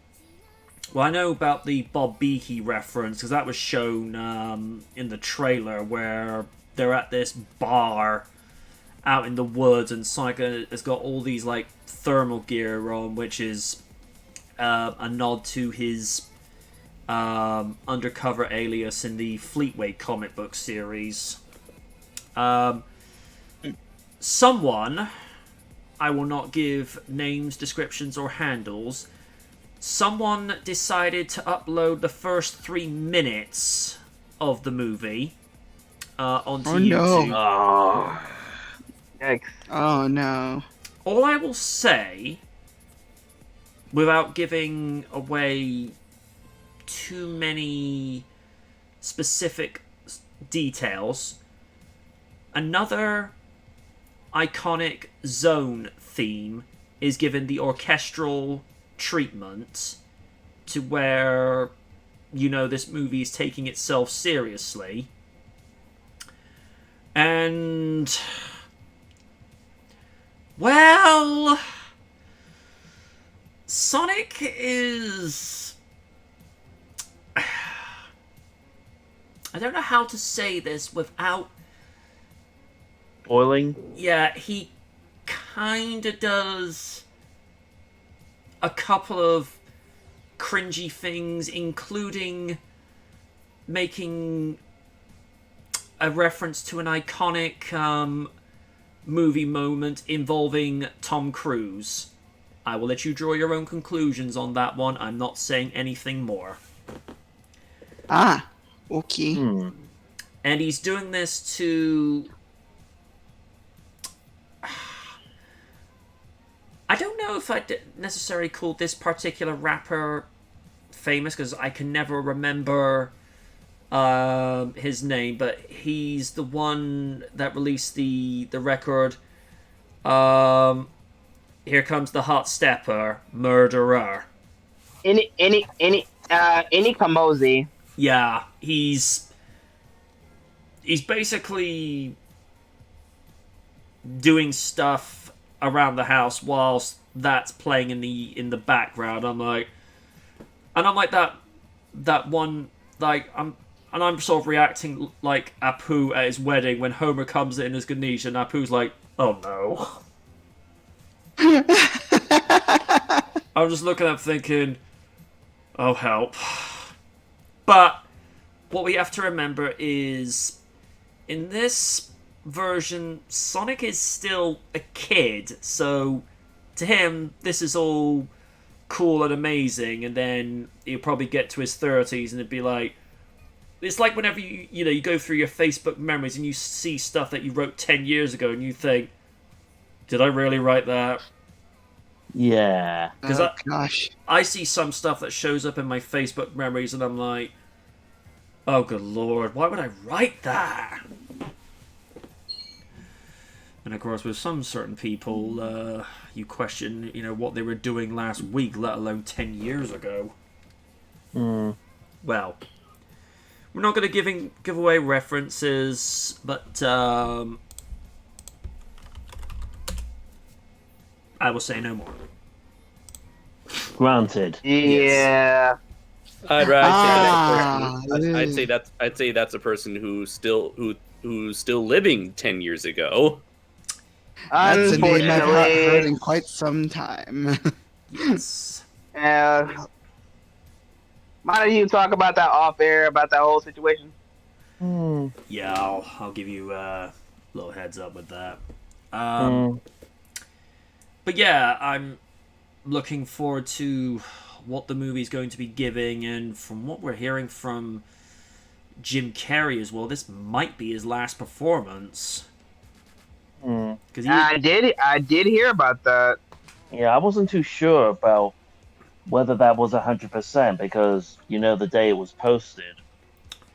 well, It's hard to tell with articles put on that particular day. and also, it's as Liz has once said, money talks and bullshit walks. If Jim is offered the right amount of money, he'd be like, nah, Sonic 2 is my last movie. Here's your pay increase 3 times over. Oh, okay, I'll do one more movie. And here's... Cody Rhodes. Sorry, I had a call. Shots fired. Just like Michael Bay with the Transformers movies, because apparently Spielberg wanted him to stop after the third one. But see, here's the thing. The difference is with Jim Carrey, we want him to stick around for more movies. With Michael Bay, it's like, you did one movie. That was enough. Actually, no. The first movie, still decent. Second, third, enjoyed. Yeah. Age of Extinction, underrated. Love that movie to death. Last Night, it can go die in a fire. I know, you still hold a grudge. Did you see the movie? Yeah, I saw that years ago. I saw it once, and only once. Random actually went to the point of buying it on DVD, and I'm looking at it going, why? Why? When he said that, your eyes turned red. Very good, Sean, using, your Jedi mind tricks there. There is no Last Night. I still take one good Bumblebee movie over the decade of Bayhead. Absolutely. I agree. Finally watched that movie. Charlie is just... How you doing? That and just a breath of fresh air over Sam. Absolutely. But Haley Steinfeld's just, just very charming as a character actor. And plus, she's miles above Megan Fox in terms of charm and style point. But then again, Not to mention, she's also Spider-Gwen as well. Yep. And Kate Bishop. Kate Bishop. Oh, that's Hawkeye's daughter, right? Not really daughter, but just more of a pseudo successor. Okay, I understand now. Sorry, what? Oh. We apparently got onto the subject of Kate Bishop for a second. Yeah, it was more basically of like the characters that she's played. Oh yeah. Kaiju, what do you make of the fact that the Sonic sneakers are actually commercially available, and is it something you would pick up? First off, I like them. Second, if I can buy them, I certainly would, because it's very rare to find some article of like merch that actually feels like you can actually purchase and wear on a regular everyday basis. Like one piece I recall would be like this kind of random, but you know those golden chain dices that Han Solo has on like the dashboard of the Millennium Falcon cockpit. All right. Mm-hmm. I think so. You can actually purchase those at what was it called? Star Wars Galaxy's Edge at Disneyland and Disney Hollywood Studio. So like you can actually have those same little like golden dices on your rear view mirror hanging from there. So it's like a nice little piece of like movie merch that you can use in the way it was used in the actual show. Another little bit would be like there are tons of belt buckles out there. So if you ever wanted to get like a belt buckle that somewhat resembles a superhero belt buckle, then it's like you can totally do that. Whether it's like a little Superman S or a little Batman bat symbol, or what's another one? Or let's say there's a replica of a certain jacket or a certain T-shirt that a character wore that you can purchase of. Recently, my friends and I who love Godzilla Singular Point, the recent anime from that's now officially like 1 year old now. There are people, even though the weird thing is Toho produced jackets that the Old Taki Garage company wore, those like cyan and red jacket and orange jackets, and Toho put out a very limited amount of jackets that immediately sold out, and they still have not like capitalized on Godzilla Singular Point's popularity with producing more jackets. So there actually exists a cosplay company in China that's been producing their own set of Godzilla Singular Point Otaki Garage jackets, and thus are just stealing all that money, that potential money away from people. So here we have, Sonic. Sonic has very iconic shoes. You can buy replicas of said shoes. I'm thinking like awesome. However, I do have a feeling that they're going to be made in a limited time only. And more than likely, I'm not going to be able to acquire said shoes, and I doubt they're even going to sell said shoes at any local store. So I'm betting you this is going to be like some sort of like pre-order deal sort of thing.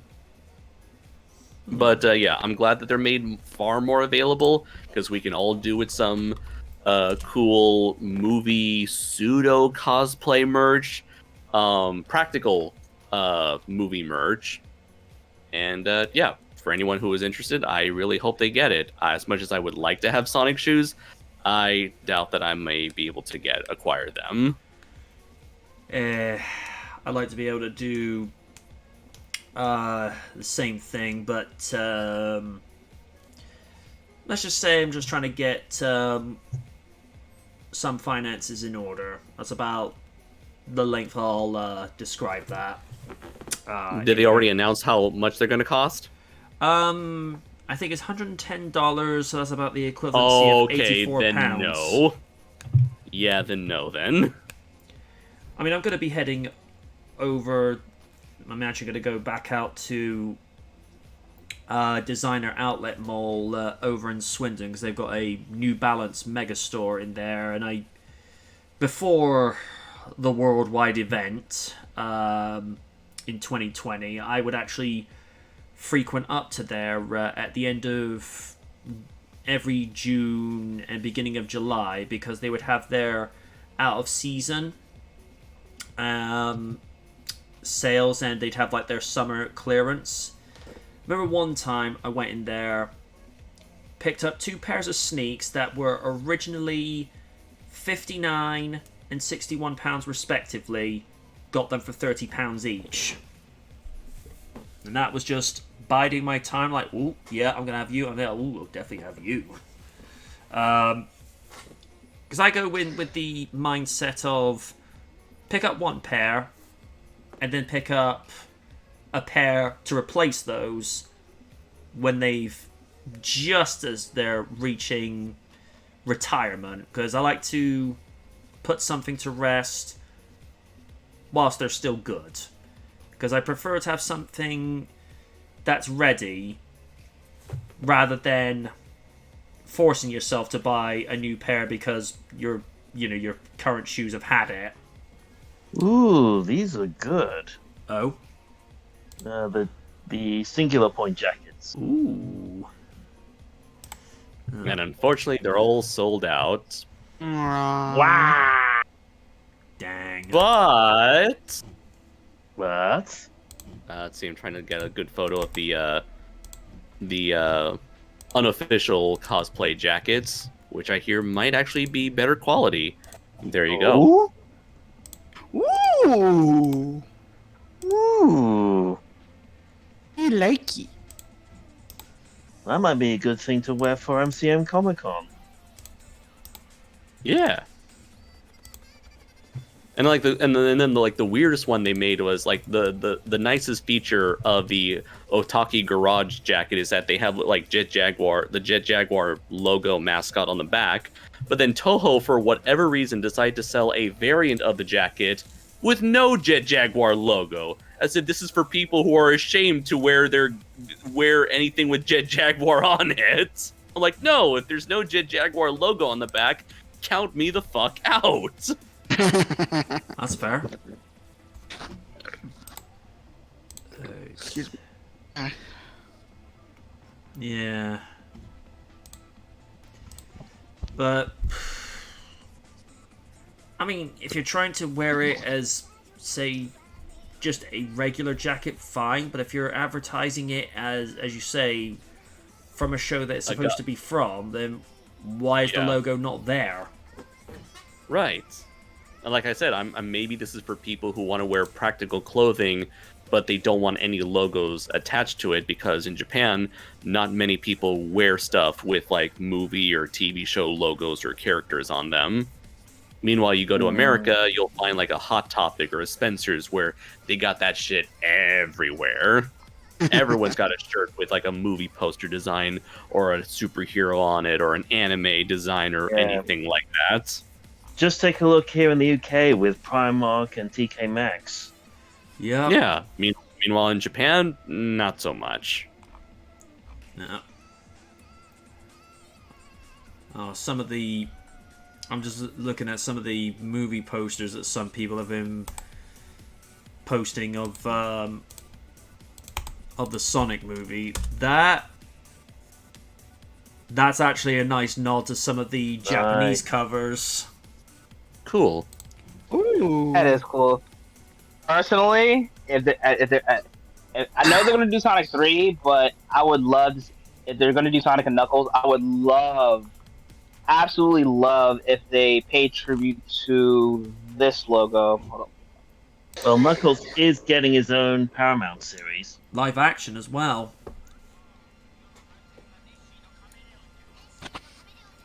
Sega. I think Raider's trying to find the logo. There you go. Yeah, I'd like to see a variation of that. That'd be cool. Seriously, that's been stuck in my memory for years now. You know, like that. Sadly, this is the first time I knew about Sonic the Hedgehog. And so far, in terms of the history of gaming, that is the only game to have lock-on cartridge technology. Wow. Why? Fuck it, right? Well, it was great to be able to have Knuckles in Sonic 2. Sonic and Knuckles to basically be, let's call it for what it is, it's just a giant expansion pack for Sonic 3. Honey!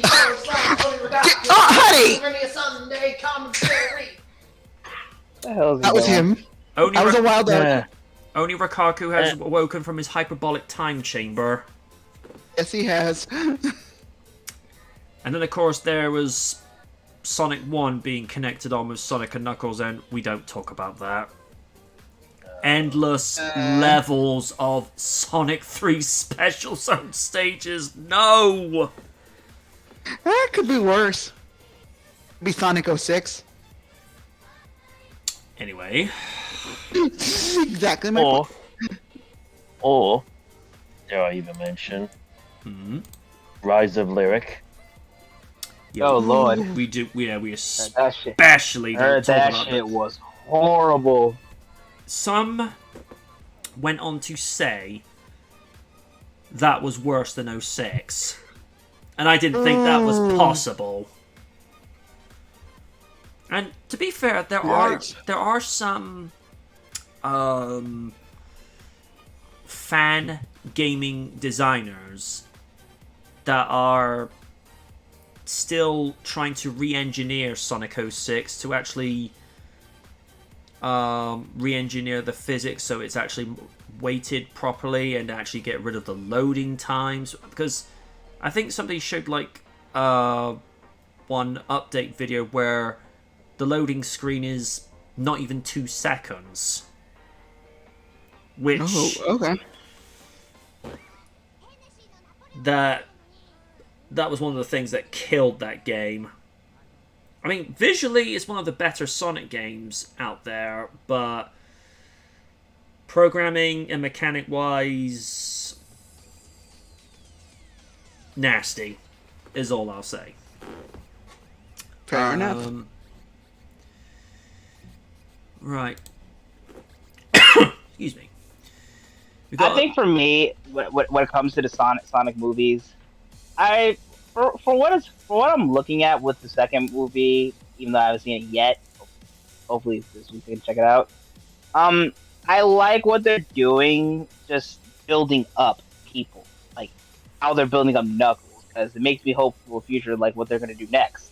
And like I said, I think after this, I would think they would do Sonic and Knuckles, but I think Sonic's real test, I would just put him up with Metal Sonic, you know, and shit. Like I said, have Jaleel White voice him. Seriously, that would be a match made in heaven for me. I remember a conversation with Firebird years ago. Like, you'd have Jaleel White just doing like a quick walk-on part to where he'd see a situation where either Robotnik's doing something messed up or Sonic just acts weird, and you just hear Jaleel go, "Oh, that's no good." Which is just like honestly, yeah. Honestly, if anything, with Metal Sonic, you wouldn't even have to have Jaleel just talk, just have him be a menace, and then just like possibly in the final climax, he's says something slick, blah, and there you go. I think if anything, have him make 2 cameos in this. Well, not 2 cameos. He could be the voice of Metal Sonic. Also, have him be a hot chili dog vendor. Yeah. As a cameo. just don't have him voicing Sonya. Nope. Oh, Jesus Christ! As I many remember watching a little bit of Sonic Underground. That shit confused me. as Sonic and Manic, he's able to distinguish the two decently, but as Sonya, his voice as her got jarring after a while. And to be fair, he has shown he does have range, but it's alright. How can I put this in a way people can understand? You have a sitcom where Oni is playing himself. Take that as you will. Mm-hmm. And then in one other scene, you have a female character, let's say for argument's discussion, Kaylee Cuoco, so she's basically playing Penny, but Oni's voice is coming out of her. Oh God. Imagine like how that'd be like so weird. I mean, I don't know. That'd be like, let's think of. I mean, for kaiju, that'd be like watching, I don't know, a Matthew Broderick performance, but he hears James Earl Jones's voice coming out. Like, I'm really confused right now. At least Matthew. This is indeed a disturbing universe. Yeah. We're getting a little bit close to time. Kaiju, you said you wanted to talk about a little something that you were working on? Oh yeah. So currently, I have been the last several months. I've been co-writing a novel with a kaiju thriller novelist Matthew Denyon. We are currently collaborating on a crossover that is part of the latest in his long-running series of novels called Atomic Rex. And so for the 5th installment of the Atomic Rex novel series, it'll be a crossover between the titular mutant dinosaur of his and my second creation, that aside from Draco Azul, that being Bravura, the Wandering Soldier. For those of you who have read my anthology book, Primal Warrior Draco Azul, Full Metal Chronicles, and if you haven't, you should. It's available on paperback and Kindle over on Amazon. It is a collection of short stories starring my main passion project creation, that being Draco Azul. And at the very end of the anthology, I included a bonus story that has nothing to do with Draco Azul, but rather is an introduction to my second creation, Bravura. Pretty much what Draco Azul is to old school 70s super robot anime, Bravura is sort of my take on 80s, 90s real robot anime, stuff like Vodums or Gundam or Dugram or Macross, that sort of stuff. Essentially, picture Fist of the North Star and Mad Max meets Gundam. That is what Bravura is. So if you want to check out, now you have me intrigued. Imagine fucking Mel Gibson roaming around the desert, but instead of driving a car, he's driving a fucking Gundam. You'd have way too much fun with that. Yeah. Hey! You can never have enough fun with when it comes to robots. Yes. I'm imagining Kenshiro just stepping out of a Gundam.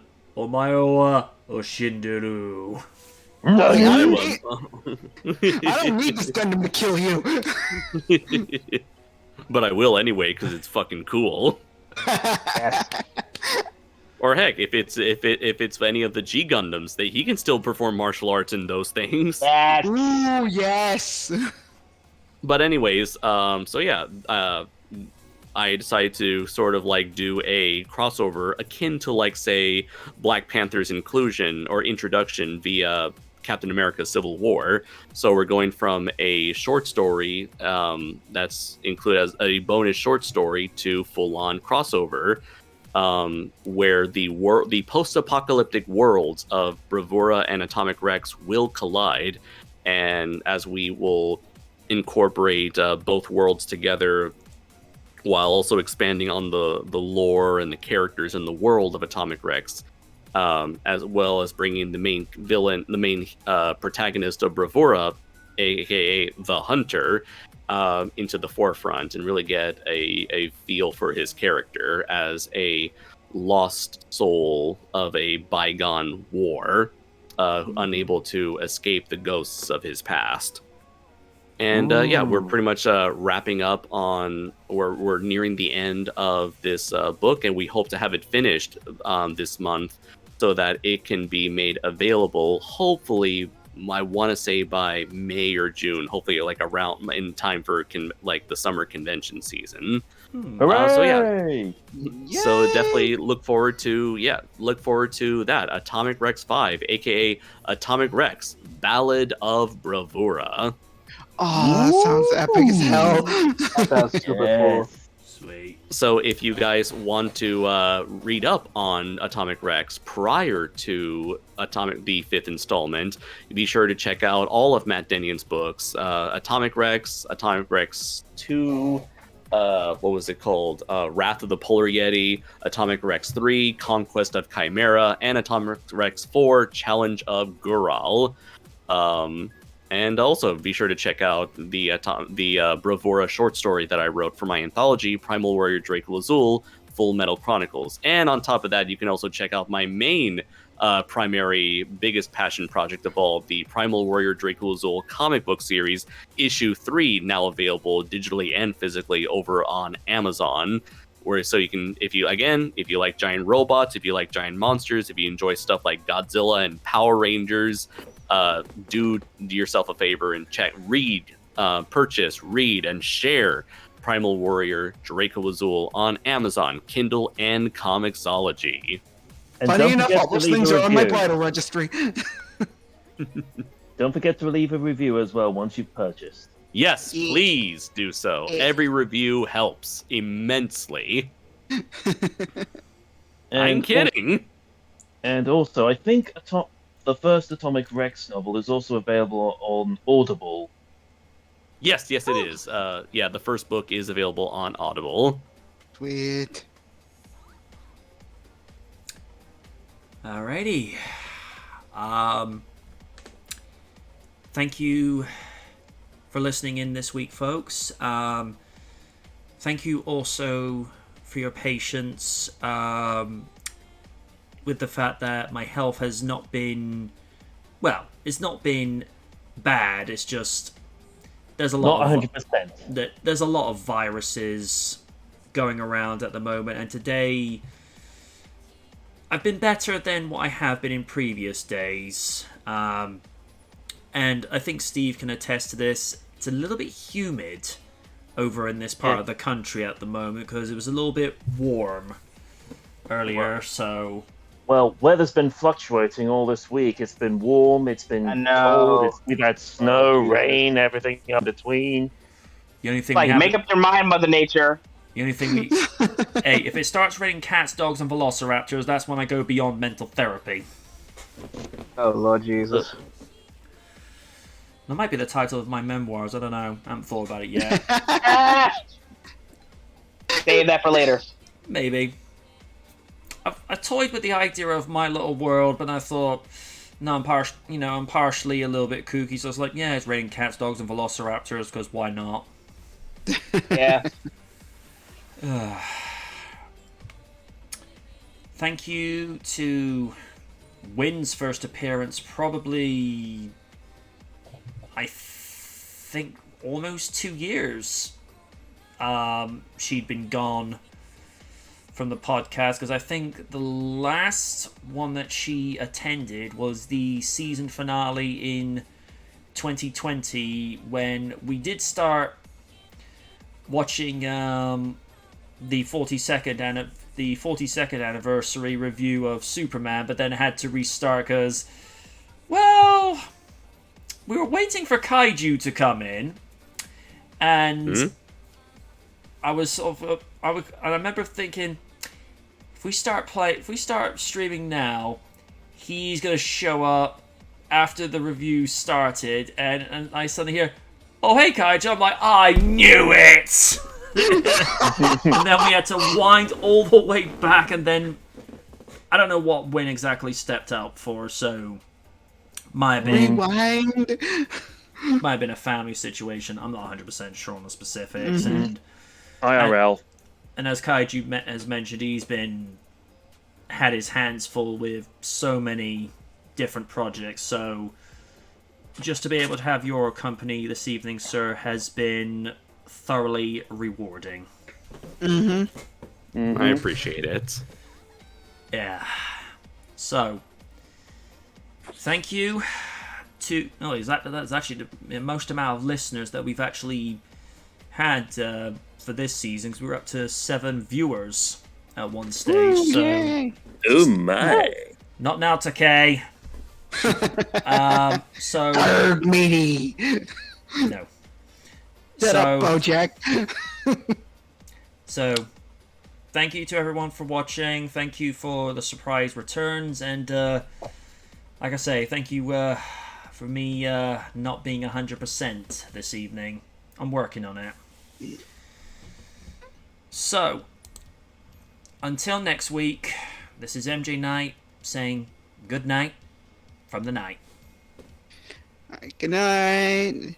Also, remember to join us on twitch.tv/OniRokaku for WrestleMania Night 2, which I will be there for like at least 35% of it. Yeah. Shenanigans will be had. Yes. Raiden, it's your choose to say something. Oh, subscribe to our Twitch.